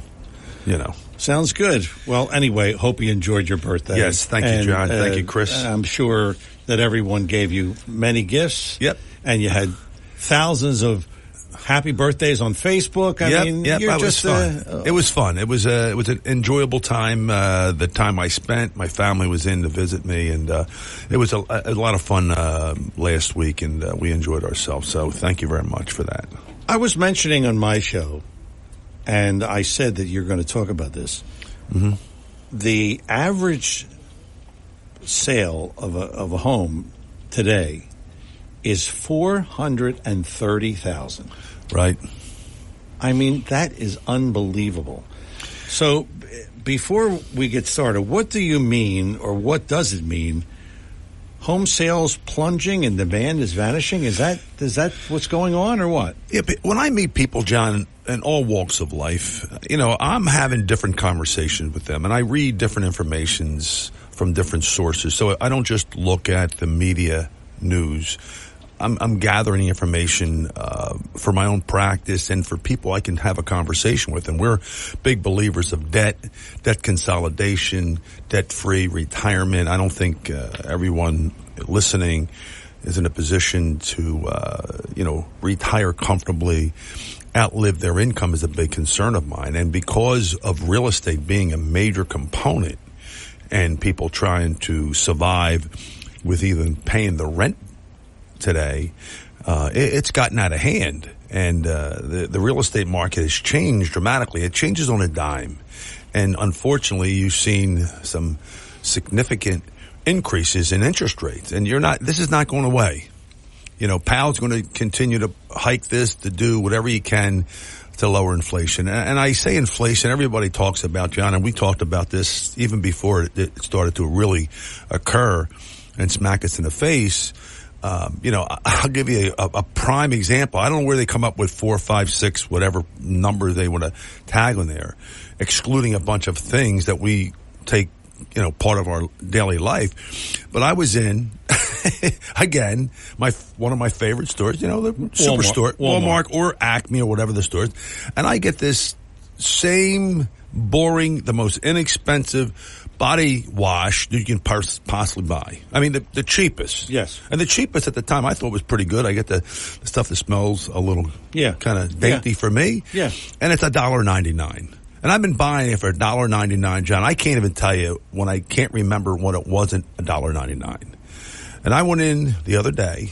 Not that I needed more of it. I just said, I always go in there and I pick up 1 or 2 of them. You know what the number was? it was $5.99. What? $5.99. By the way, for those of you who don't know the calculation, that's 150% increase. 150% increase. Well, when was it $1.99? It was $1.99 probably, and no kidding, even right into the COVID era. From that point over the last year or so, give or take, it skyrocketed to $5.99. Same stuff. So I have to think to myself, am I not going to clean myself? Am I not going to use this? I can't find other, liquid soaps that would do and spend the numbers. So it's really interesting for me, and luckily for me, and I'm able to afford this, but the average person on a fixed income, I mean, what are they paying for groceries? Think about the numbers today. It's outrageous. So I've heard your, prior to me coming on today about the parties of fighting and they're talking and all this other stuff. And it's discouraging because I'm talking about money, and at the end of the day, I have to concern my client. Money's important. Correct. The most to me. And I focus on that more than anything else. And it's sad because I see more and more of this happening, and real estate's one of those. And I give you all statistics, but really 60% of the people in America don't have enough money to last through their retirement. And this is a survey taken. So you need to understand the surveys I go after, 27% are not confident of their money lasting as long as they will. Now, we, as a consumer, we're not asking the right questions of our financial professionals. Forget our politicians. We're not asking the right questions. Will I have enough to retire? What happens to the market implodes with some of these stocks? What am I going to get for free to PPP, and am I going to continue to get that? Is it going to be stopped? And how much interest will I get or not get on my money as I move into the, in the future for my retirement plan? But real estate plays a major component. You're well aware of that. Yeah. You and I both live in this particular area, so we know. But let me explain to you, and let me share with you, John, that prices have dropped month to month from peak of June 22 days on the market. Homeowners with a 3% mortgage, which, believe it or not, there's a lot of folks out there that have a 2.5% to 3% mortgage. They're starting to shrink the market because they're not going to give that house up regardless what they had increased. But the fact of the matter is, you get a 2.5%, 3% mortgage. Where are you going with a 7 or 8% mortgage? So there's a big concern of that market, of the folks not putting their homes on the market, first or second buyers. And I'm going to have a caller to call us about what is he experiencing in the market, because I love to talk to realtors in this region, because I have, this region we work in on our radio show, and I also have the region in the Cayman County, Philadelphia area to get their view. But at the end of the day, these prices of real estate has starting to kind of teeter because people are not selling. And because when they do look for other real estate, like you just said, the prices are outrageous. Yeah. So let me ask you this. Let's say I'm in the market to buy a home. Mm-hmm. And you normally need like 20% down. Mm-hmm. So if the average home is $430,000, that means I need $86,000 to put as a down payment? And where am I getting that? Correct. And there's a lot of folks out there that cannot feel, and they understand this, that it's no longer 2 or 3 or 4%. And they go, well, remember back in the 70s and all these other things? I said, yeah, I remember back in the 70s or 80s. Yeah, the rate was extremely high, but you also got an 18% CD. You don't have an 18% CD. You have 5 or 6% stuff. Now it's 5 or 6%. So remember that number. And the biggest concern for us, besides what is happening, is that price stability. We don't have price stability. We still have a government that spends like drunken sailors. Yeah. We must stop that first. I don't care who's in office, Republican, Democrat, I don't care who it may be. That is a must, because if we don't, we're going to have major havoc in the future. See, no one thinks about the future. They think about just today. Guess what? This is going to eventually catch up to us. And the only reason why, $32 trillion in debt. John, I don't think people realize what that means. That's 12 zeros. That's going to cost everyone in Social Security, Medicare, Medicaid, healthcare in general, and you tack on the issue of real estate. Let me give you some quick numbers here, John, for last month, July alone. Year over year, seasonal adjusted annual rates, sales fell 16% compared to the prior of 2018, 24%, 2019, 24.5%. 2021, 32%. So it's starting to make the cracks happen. So we're waiting, and this is the wait and see. For those of you that don't need second homes or ones that are trying to buy, it will eventually be in a price range that you're starting to feel that you're able to afford that. But the problem we're still with, John, and we talked about this before, is inflation. How do you draw down inflation? They want to change the target from 2% to 3%. That's havoc. And people don't understand. A lot of this stuff is going to be rolling off coming soon, that we're going to pay more in debt service against our debt. Think about it. The interest alone is somewhere about $600 billion. When this rate rolls over, it might cost us close to $1 trillion just to service the $32 trillion that we have put out there. So people need to be aware of this and how it will affect them, and you're seeing it right now. All right, Joe Yakovich is here. Joe is JML Financial. His website, jmlfinancialgroup.com. It is Talk with a Purpose every Saturday, 9 till noon, WPG Talk Radio 95.5. If you have a question for Joe, 609-407-1450 is the number here. 609-407-1450. We'll give out the title of Joe's books in just a couple of minutes. But back to my question. Sure. So if I want to buy a home. Correct. I really am shut out of the market. Well, not necessarily, because I'm sure we have realtors that have connections with their investors. They're going to be buying that property today at cash. I mean, it's amazing how much cash is being flushed in the system. It's a cash buyer's delight today. And you're going to be talking about a real estate guy that has people that are talking to them. They're no more. What has been happening is when you do the 20% down play, someone comes behind that individual and says, listen, I'll do the deal for $20,000 more, cash on cash. I'll close in 2 weeks. And they're going, what? Automatically, they are the ones that are going to be buying that property, not the 20% downers. Oh, okay. So then that investor would sell that to me? Could, or guess what? He might buy it for himself to rent it or own it himself as a second home. So you're seeing cash play come into place, and because of this flush of money, number one. And number two, remember, if we look back over the last 10 years, the market has done very well for those folks. 10 years ago, now those people are in a situation where they have a bunch of money. What are they going to do with it? They don't believe the market. They believe the problem we're faced with is volatility, and because of what we're talking about, the political fighting that's going on, they don't trust the market like they used to. And you're seeing companies, IPOs that are initial public offering that are going up and within a very short period of time are imploding. You know, they might be worth $30, $40, $50, and all of a sudden they're worth 27 cents. Yeah. And these companies are imploding, and they're not buying revenues. They're not buying cash flow. They're buying the hype up of some of these stocks. And they have to be concerned, especially going into retirement. Not a good idea. So it is possible then, what you're saying, that I could get a home. Correct. Be patient. Yes. You're going to have to be a little bit more impatient than you like, because that's the problem. We're going to start to see more homes hit the market eventually. We're seeing right now in our area, people are now leaving, the area where I talked about, Philadelphia and those surrounding areas, and say, you know what, I'm getting ready to retire. Don't forget, fast forward this. They're saying, you know what, I'm going to buy a place down the shore. Yeah. Why not? Yeah. And you see supply and demand. So that will come down the road.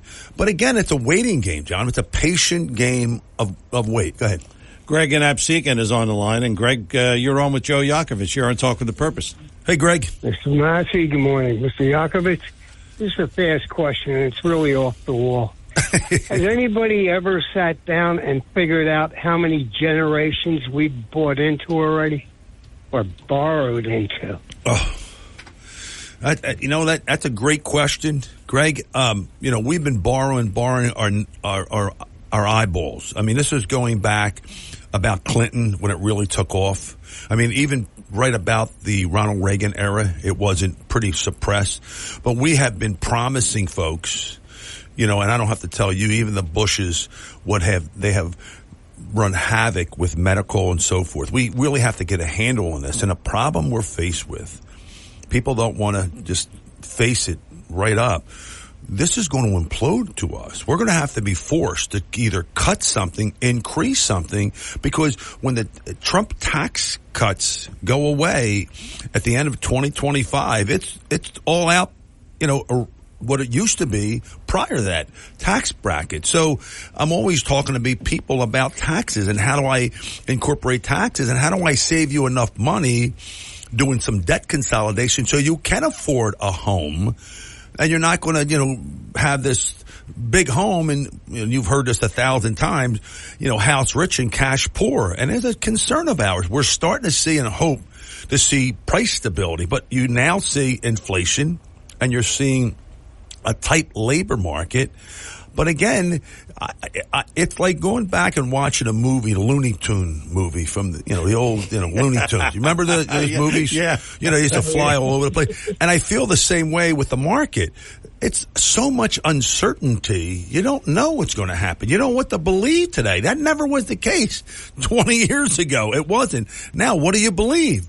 It really is not a good place for us to be right now. All right, Greg, thanks for the call. Appreciate it.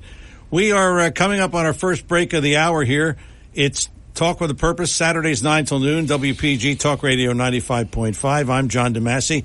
Joe Yakovich is here, and Joe is trying to solve all our financial problems in the next 40 minutes or so. 609-407-1450 is our number here in the studio. I'm John DeMasi. Joe and I will return with more of the show after these words. Want to save money in these inflationary times? Write this number down. 855-910-1246. 855-910-1246. Text your number to that number and you'll be part of BF Mazzio's Text Message Club, where you'll receive specials and coupons that will save you money. BF Mazzio, the finest fresh fruit and produce you'll find anywhere. Gift baskets, catering for all occasions, and more. 601 New Road, Northfield. Online at bfmazzio.com. Joe Yakovich is registered with and securities and investment advisory services are offered through Brokers International Financial Services, LLC. Member SIPC. Brokers International Financial Services, LLC is not an affiliated company. When it comes to you and your family's financial wellness, there are so many things to talk about. We could go on forever. To help guide you along the way, Joe Yakovich has written a book called The Heart of Your Money, Inspiration for Financial Wellness. In the book, Joe talks about longevity, inflation, retirement surprises, and many other topics.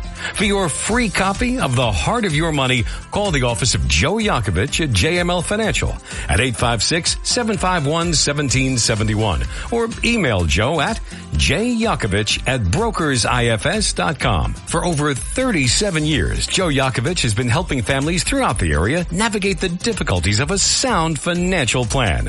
You'll find Joe's approach to be different and not just the cookie-cutter methods that are prevalent in today's world.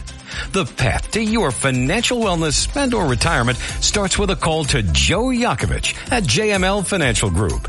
856-751-1771. 856-751-1771. Or email Joe at jyakovich@brokersifs.com. Back here on Talk with a Purpose, Joe Yakovich is our guest, and he's here a couple times a month to straighten us out with our finances. And we'll get his realtor in just a moment. But first, Joe, you want to give out your books? Yeah, John, I believe everyone should at least have a book before they speak with me. We have authored a couple of books. One, Getting Down the Mountain, The Heart of Your Money, Bulletproof Your Retirement, and Wealth Beyond Taxes for healthcare professionals and in general. And I truly believe they're simple reads. They're about 40 to 60 minutes of reading material, some graphs and what have you, but it's real simple, fundamental approach on how to do this long term. See, we're starting this new program called Debt for Life.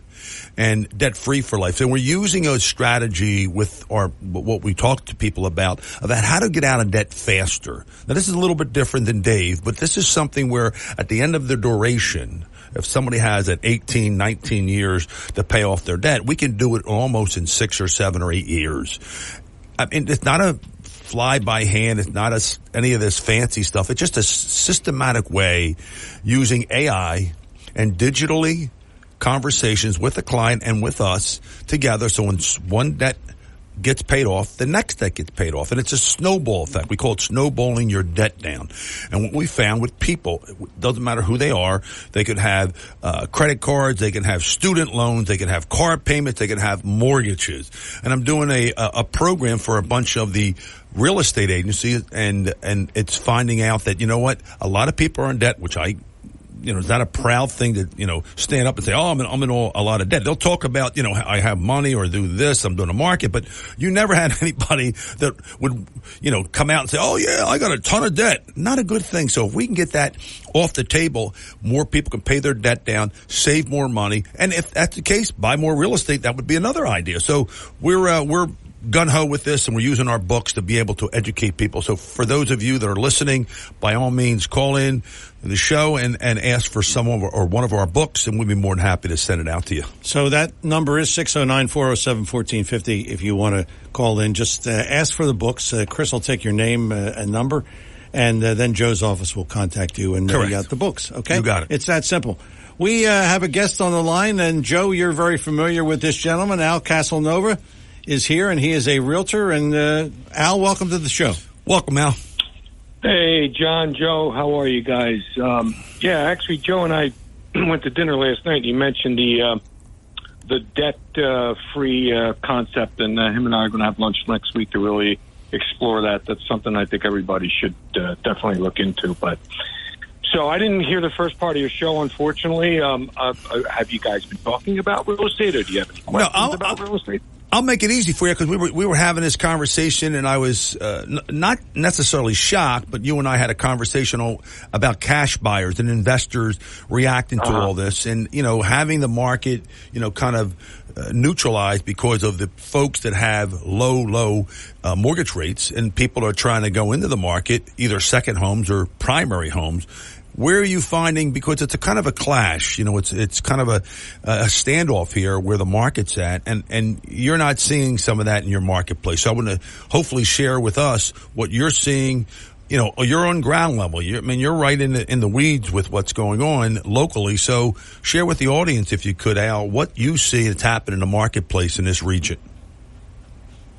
Okay, well, it's two-pronged, right? Our area's primary residences, which is the mainland, Northfield, Mays Landing, Linwood, that's considered the mainland, right? And then you have the secondary home buyer market, which is down the shore, anywhere from, Cape May to Barnegat, by the shore, waterfront, whatever. And they're typically second home buyers. Those second home buyers have a lot of discretionary cash. I don't know where they're getting it, but they're coming in, buying properties, cash, no mortgages. So the 7%, 6.5%, 8.5%, whatever the percentage goes to, they could care less because they're buying it cash. Now, what they're planning on doing down the line, maybe they're going to put out a home equity line when interest rates drop down to maybe 4%, 5%, 6%, and use some of the money to buy other stuff or invest, whatever. But currently I'm seeing, I think it's up to like 67% of my buyers that come into the market are cash. So I'm cash heavy with buyers, and all price points, 200, 800, 1.7, they're all over the place. And that's what I'm seeing. Secondary home market buyers are predominantly cash purchasers. Interesting. Now, Al, I have a question, and I'll ask the same question I asked to Joe. With the average price of a home today being around $430,000, how can first-time home buyers, and we're talking in our audience, probably children and grandchildren, how are they going to afford a home? Because you're talking cash buyers, and that's a whole different animal. Yeah, well, that's a great question. How are they going to afford a home? Well, let's do the math, right? Let's take $400,000 as a base number because the math is easy. Yes. To borrow on a $400,000 house now at 7%, that's let's just throw some numbers out there. It's $2,800 a month. And then it's your taxes and insurance on top of that. So that buyer at $400,000 has got to be able to afford about a $3,500 a month mortgage payment. I guarantee that $400,000 house, if it was on the market for rent, would be almost the same money to rent it. That's how crazy rents went through the roof in the last 6-8 months as well. So a buyer's left with a choice. Do I sit out and wait till the market dips, if at all, and rent? Or do I get enough money for a down payment, which is typically 3.5%. There's USDA loans that are no money down, by the way. You don't need any money out of your pocket to get a property if it's USDA loan. Or a VA loan if you're a vet. They have very, very attractive rates for veterans as well. So first-time home buyers, there's also grants available from the state, from the county, even the city.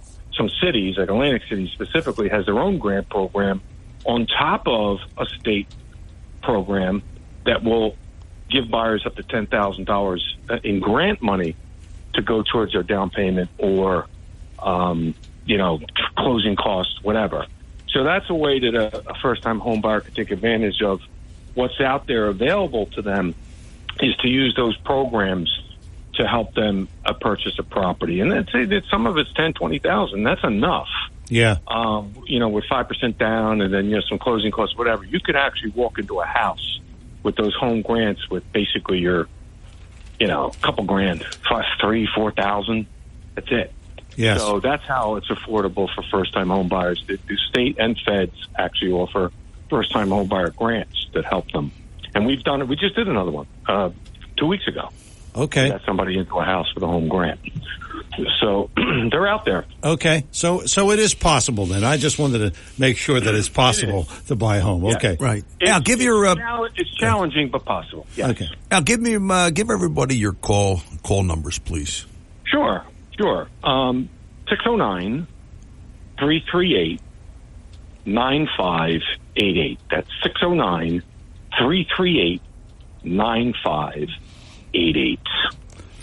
That's Al Cash, yeah. Yes. Ed, please call me. I can answer any questions your listeners may have and hopefully guide them into home ownership. This guy, Al, he is all over the place, really. Every time I'm talking to him, I'm surprised you're taking a break. But, he really works it. Right now. Right. So he's in working. between. No, he works it, and I like that. I mean, Al's a hardworking guy. I've known him, pretty much for probably close to 40 years, give or take. But, yeah. And, he's hardworking, and you gotta love what he does and what he stands for. He works with a great company. There's local. He's got an office in Brigantine. He's got an office in Northfield. Matter of fact, up the street from where we're broadcasting today, John. But, you need a good, a person, a good guy that really looks at both buyers and sellers. And believe me when I'm saying to you, it's a tough job to do that because there's a lot of different things he get thrown. He might be ready to do a deal, and all of a sudden somebody comes in behind him and says, "No, we're going to give you $20,000 more cash deal. What do you do?" And he's got to walk away from the deal. So there's a lot of work involved. There's a lot of due diligence involved. And what we do is we work together collaboratively. His firm and us. So I'm happy that you were able to call in now. I appreciate it. Absolutely, and looking forward to that lunch to talk about the debt-free approach. And Joe's paying, right? Of course. Well, that's another story, John. That's another show. Okay. Al, thanks. Right. Thanks for calling in. Brother. So I'm encouraged that it's possible to get a home in today's market. Yeah, it's a feeling out process. If you have cash, it's one thing. If you're selling a property to do another, correct. If cash obviously is king right now. Again, when these rates eventually subside, and it will, it's a patient game. It's a waiting game, so to speak. So we're concerned. I mean, I'd like to see more buyers and sellers in the marketplace. It encourages at least growth in all areas. But again, it's the price stability. It's labor cost. It's someone that has a job, goes to another job. It's really a function of a lot of different things. But we do our best to, help them with that, either money-wise, down payment-wise, or where they should be putting their retirement besides their home. So it's part of our job. Al said that it's still a seller's market, and correct. He was talking about a lot of his cash buyers. That's a different story, but in general, are you seeing down the line, talking about maybe 6 months to a year, are you seeing prices come down or this market? I see the pressure of coming down a little bit because of the simple reason that mortgage payments or mortgage rates will start to come down. Now, this is the law. Remember what has happened because of the, immediately from 2%, and we got gorged to, almost 500 basis points. So you're at 7-8%, assuming you have good credit. So there is the sticking point. High mortgage rates. But if you remember, John, back in the day, that 4 or 5% was a norm, kind of thing. And we saw even higher than that. But unfortunately, our incomes didn't go up as quickly as we like, and the homes are even pricier than they are today. So, but again, I'm a big advocate when I do sit down with a buyer or seller, depending on their situation. You need to look at just not the mortgage rate. You need to look at the taxes. And taxes are a big play here. You look at the upkeep in the property. Regardless if it's new or old, this is not as simple. Just go in and let's let it hopefully to work. And if you do make a move to another state like Florida, hypothetically, if you move there, hey, you might go there and say, oh, I don't really like this heat. And I really miss my children in New Jersey or Pennsylvania. Why did I do that? So there's a lot of questions that we do sit down with people before they make that move. And that's a function of, me personally and my firm being very holistic on the approach of that. Because it's not a one-shot deal and such and go away. It's more complicated than that today. We are coming up on a break, and we're going to talk to John in Ocean City, and maybe we'll talk to you at 609-407-1450.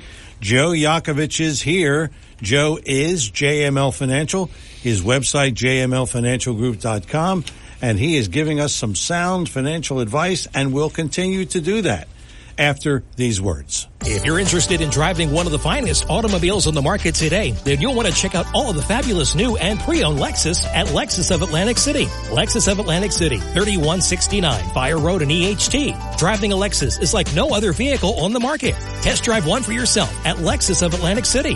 Whether it's new or pre-owned, you'll be more than satisfied. In fact, Lexus is consistently #1 when it comes to customer satisfaction. Visit Lexus of Atlantic City, 3169 Fire Road in EHT. Or you can check out their outstanding selection of new, pre-owned, and L-certified pre-owned vehicles on their website, LexusOfAtlanticCity.com. That's LexusOfAtlanticCity.com. Or, if you want more information, call 609-641-0008. Lexus of Atlantic City, now celebrating their 26th year in the area. A dealership that you'll enjoy. No pressure, no gimmicks, no hassle, no hype. Lexus of Atlantic City, 3169 Fire Road in EHT. And remember, always online at LexusOfAtlanticCity.com. Your WPG Talk Radio 95.5 AccuWeather forecast for South Jersey. This afternoon, humid with times of clouds and sunshine, high up to 87. Partly cloudy, humid tonight, low 67. Intervals of clouds and sunshine tomorrow, but grab an umbrella. We've got a shower in spots. Could be your spot. Humid with a high 84 to wrap the weekend. And come Monday, not as warm but humid, clouds and sunshine, high 77. I'm AccuWeather's Ruth O'Brien on WPG Talk Radio 95.5. Back here on Talk with a Purpose, Joe Yakovich is our guest. Joe is JML Financial, website jmlfinancialgroup.com. Check that out. A lot of good stuff on there. And if you want to reach Joe during the week, 856-751-1771. That's the number. Actually, you talk to Lynn. Okay? That's who you talk to when you call that number. All Exactly. right? You know. I mean, how it works. You know this drill. 856-751-1771. That's his number during the week. Let's talk to John in Ocean City. John, you're on with Joe Yakovich. Morning, John. Yeah.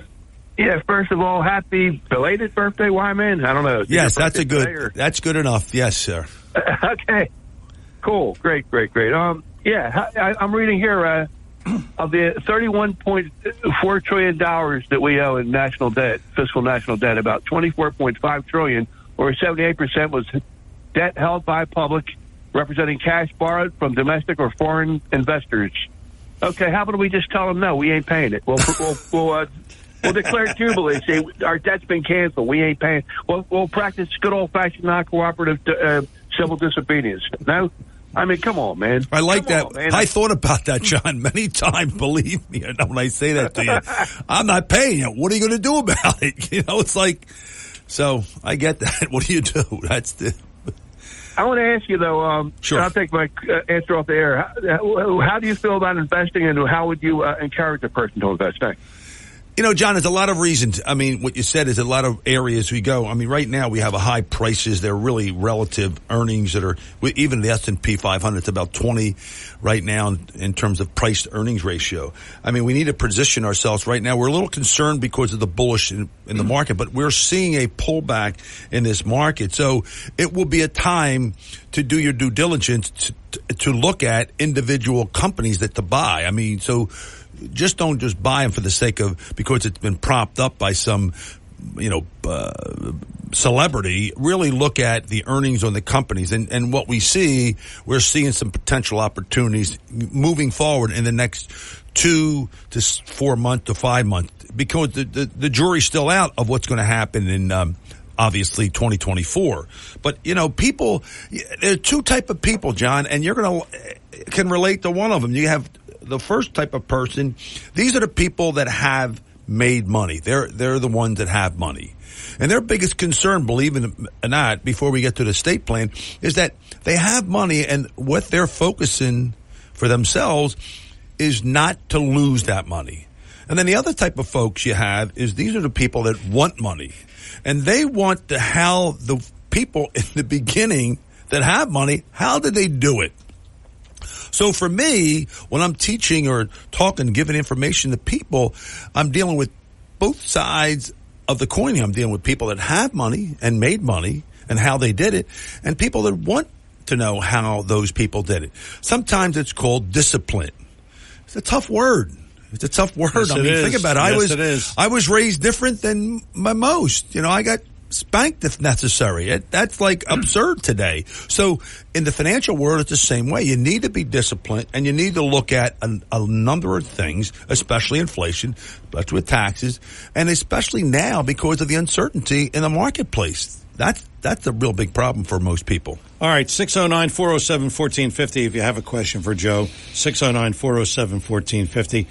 We're going to talk about 8 estate issues you want to make sure before you enter retirement, and we'll go over these quickly, Joe. Yep. What are they? Let's get into it right away, John. Let's make sure, when I ask people, as soon as I meet them, if we have the first opening conversation, you got to get a will to avoid any type of probate issues. And I'll bet you 70% say they don't have a will. You're absolutely true. You're right. You're point on. It's amazing. Or they say, "Oh yeah, I have a will."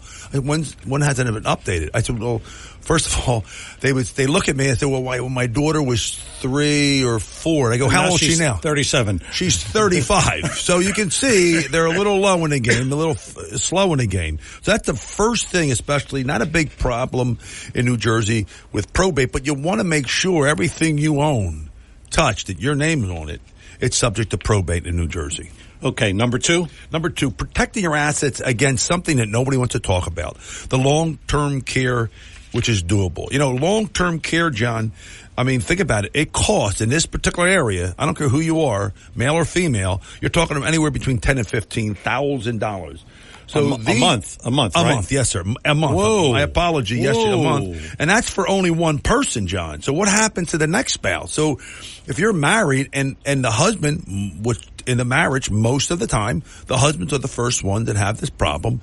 The wife will do everything in their power to make sure they're being taken care of. But after the first person, the spouse, passes, what's left over for the second spouse? So you need to have a conversation, the tough conversation that I have with people about estate planning. And one is making sure you have your health care.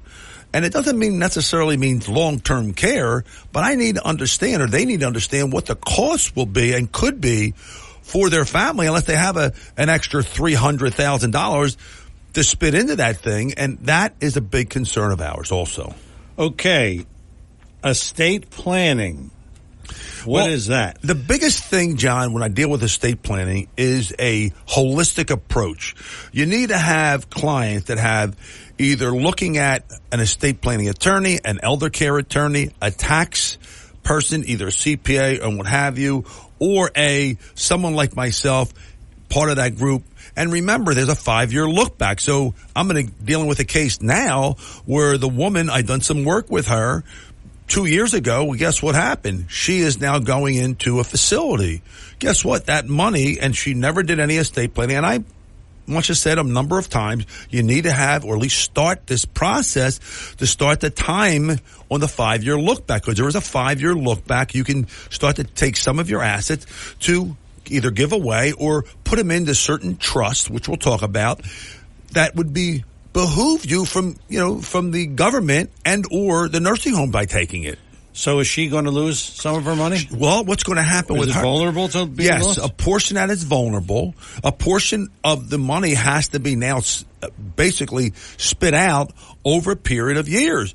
But she doesn't have enough money to cover the cost of the nursing home or the facility that she's staying in. And there's the problem. And I'm already in conversation with the attorney, but the folks, and I've said this many, many times, they put it off. And what happens is when this blows up, and luckily for her husband passed, it's a major issue, especially with the kids if they expect any inheritance, which I don't think they're going to get, because remember, the house is exposed. Now the attorney said, let's put that into, a trust to do the look back, 5-year look back. What if she doesn't pass within that 5 years?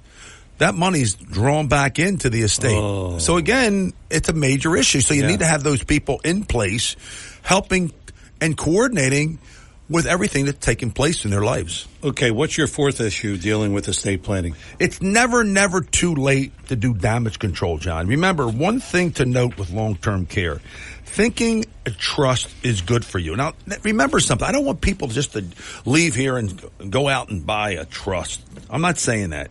But I need folks to look at, because it's somewhat self-controlled. If you have an irrevocable trust, which basically says you put that money into a position, and you might, or in this case, you won't be able to touch the principal. So if you do it in your 50s and 60s, if you want to touch the money, you can touch the interest off the money, but not the money itself. You need to be at least speaking with a team of experts to allow that individual to make sure that they know the rules and regulation of putting dollars into a trust. Now, if you're in your 70s plus, not a bad idea to put some of your money into a trust. So I would definitely believe that should be one of their things, especially with clients that have a home and have assets. Let's jump to the fifth issue on your list. What is that? Now, I said early trust and basic planning is great, but there's a limit here. The power of irrevocable trust in the estate planning process is often eager to do, because it's an immediate action that you think, because you don't want to lose the ability to tap into principal. Remember that. So just don't do it just for the sake of doing it. You might do it or might not do it, and might happen way too early. So sit down with somebody, as I said before, and really get an idea, a bird's eye view on what options that you have. I can only take or do a little bit of this. I'm always bringing in an estate planning attorney or an elder care attorney, and I coordinate with that person. That person either knows me, I know that person, I know how they think, they know what I do, and it works out fine. But if you don't have those couple of folks being the estate planning attorney or elder care attorney, and if you don't have a financial person that understands the other areas that they need to be talking to the client about, and don't have a good tax person, a CPA or a tax expert, this falls apart. And the purpose, you're giving them enough time to be able to sit down with you, and it's a slow process, John. It's not a overnight. I know. It takes, and you know what I'm talking about here. So, number 6 on the issue for estate planning. John, a lot of people this has happened to with me, and it was out of my control. We have outdated beneficiary designations. It's common when married couples for a long time and the spouse is the IRA beneficiary. Well, that's good, but they may forget and change if one spouse dies. That can lead to challenging probate. They could be paying more in taxes. Now, think about it, John. My wife and I were talking about this yesterday. It was interesting. I said, you really understand if something happens to me, you're going to be eligible certain dollars. But if nothing happened to me and if I divorced you, there are also things that you need to be in play for. And we had this conversation, and it was, my wife is cool about it because she said, yeah, if you got married again, I said, I didn't get married again. After you, I'm done. I had enough of this. One time and I'm good. But, it's funny that we talk about it this way because I talk very openly to my wife. But at the end of the day, if you don't have plans in place, John, and I've had this happen, couple got married, long time relationship, marriage. The wife passed and the husband never changed the beneficiaries on their IRAs. Yeah.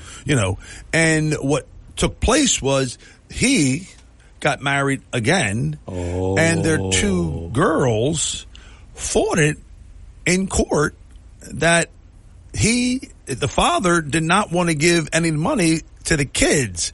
Major costs in terms of litigation in court, not a good thing. And I see that. So the biggest concern is, and I do this as much as I can, I do what they call a designation review, a beneficiary review. I make sure that their beneficiaries are in sound situation where the husband and wife are still located in terms of health wise, and they have backup contingent beneficiaries. So these are the little things that happen, but if you don't take care of it before it happens, then you see the raps of what's happening because the government don't care, the state don't care, they're taking. That's right.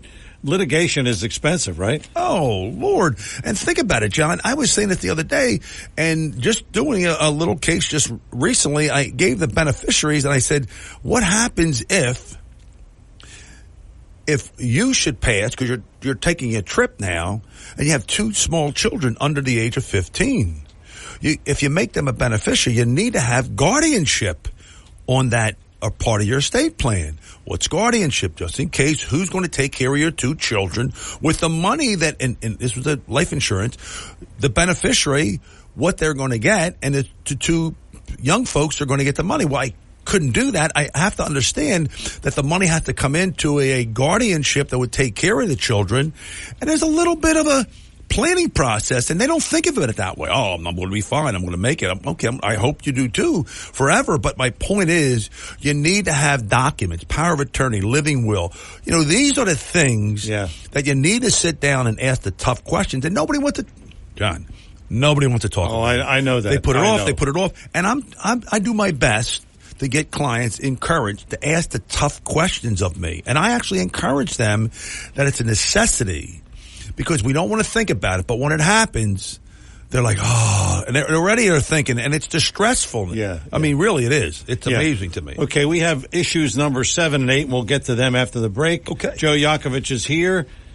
Joe is JML Financial. His website, jmlfinancialgroup.com. I'm your host, John DeMasi. Final thoughts with Joe Yakovich on hour number 3 of Talk with a Purpose after these words. When it comes to you and your family's financial wellness, there are so many things to talk about. We could go on forever. To help guide you along the way, Joe Yakovich has written a book called The Heart of Your Money, Inspiration for Financial Wellness. In the book, Joe talks about longevity, inflation, retirement surprises, and many other topics. For your free copy of The Heart of Your Money, call the office of Joe Yakovich at JML Financial at 856-751-1771 or email Joe at jyakovich@brokersifs.com. For over 37 years, Joe Yakovich has been helping families throughout the area navigate the difficulties of a sound financial plan. You'll find Joe's approach to be different and not just the cookie-cutter methods that are prevalent in today's world. The path to your financial wellness and or retirement starts with a call to Joe Yakovich at JML Financial Group. 856-751-1771. 856-751-1771. Or email Joe at jyakovich@brokersifs.com. Joe Yakovich is registered with, and securities and investment advisory services are offered through Brokers International Financial Services, LLC. Member SIPC. Brokers International Financial Services, LLC is not an affiliated company. Back here on Talk with a Purpose, 609-407-1450 if you want to get in a quick call here to Joe Yakovich. If you want to talk to Joe during the week, 856-751-1771, 888-751-1771. That's his number, and he'll be happy to talk to you if you call in. We are talking about estate planning issues here, and we got number 7 and number 8. Let's go to number 7. What is that, Joe? You know, John, everyone thinks estate plan is really complicated, and it is, and also costly, and it's not. You know, estate planning is just not for the elderly. They're for young people. And when I'm talking to young folks, again, I'm asking questions, the tough questions, about what they have going on for them. A simple will, power of attorney, living will. Simple things to make sure everything is done correctly. And you need to do that. That's part of my fiduciary responsibility because we have a lifestyle. It's really odd, but we have this beautiful lifestyle and we're not looking at some of the fundamentals of dealing. I'll give you an example. You drive this beautiful Lexus car, but you're not driving with ball tires. No. They might be good from the surface, but you know what? You're not driving ball tires. And these are the things that we want to make sure we complete when I'm dealing with clients, no matter who they are, individual, married, separated, divorced, single. It doesn't matter, male or female.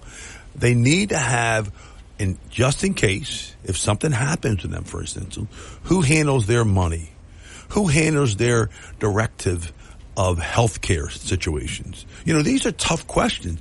Nobody wants to talk about it because the percentages are showing up, John. And only the biggest concern of mine and yours is that we don't pass early because of technology and healthcare itself. We live a lot longer than we thought about. That's right. So who's going to take care of us and who's going to get the money upon our demise? So it's a tough question that we do ask up front. And we believe that it really is a helpful tool when we're talking to people. The other thing I need people to be aware of, we just had a case here just recently, and and the government will come down on me, man. The state and the Fed, they come down.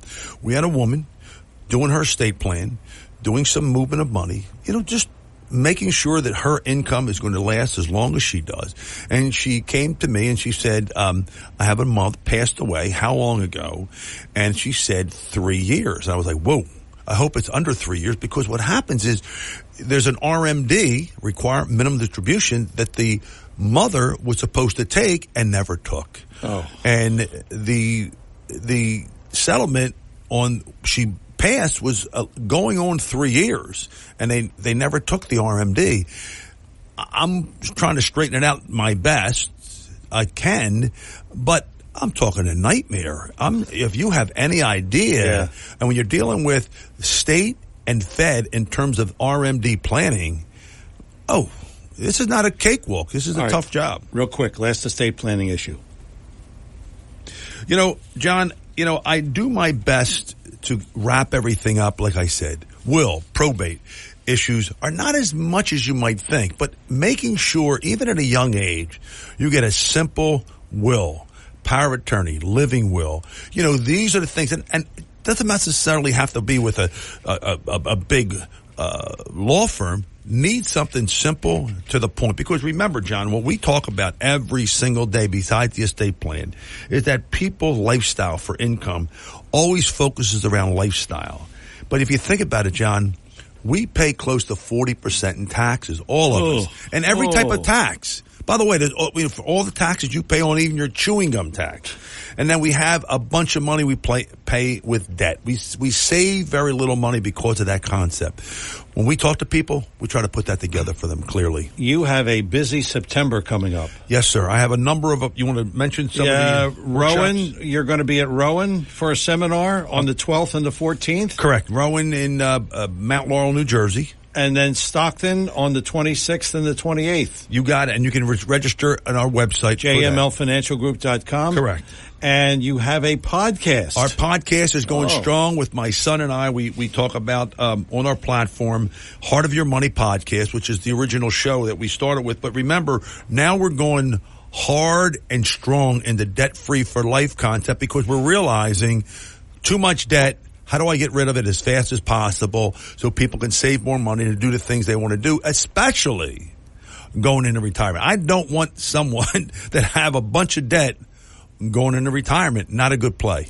You and your son have fun on the podcast? Oh, it's a blast, man. It's no more fun than we have together. But it's fun because he goes back and forth, brings in a different clientele, and he's focusing, believe it or not, she's spending some bucks personally for him for the debt-free for life, because he's meeting folks that are 30 to 45 that have a lot of debt. I know. And especially credit card debt, right? Correct. Credit card, student loan. Doctors if you think about the doctors I deal with, they're up to their nose in debt. How do they get out of it as quickly as possible? So we help them. My niece still has $30,000 in student loan debt. She's 42. You. Okay. Now don't forget, everybody thinks it's 6%. It's not 6%. If I show you the effective interest rate on it, it's unbelievable. It's like 30%. They're paying they're paying it to the banks. That's right. I get them to be the bank. That's going to wrap up another edition of Talk with a Purpose. Thanks to Joe Yakovich here. Joe is JML Financial. His website, jmlfinancialgroup.com. You want to get on there and register for the seminars coming up in September, 2 at Rowan and 2 at Stockton. You want to check them out. They're really good seminars. I'm John DeMasi. Thank you for listening. Thanks to Chris Coleman, our program director and producer. Thanks to you for listening. We will do it all over again next week. Talk with a Purpose, Saturday, 9 till noon, WPG, Talk Radio 95.5. You take care.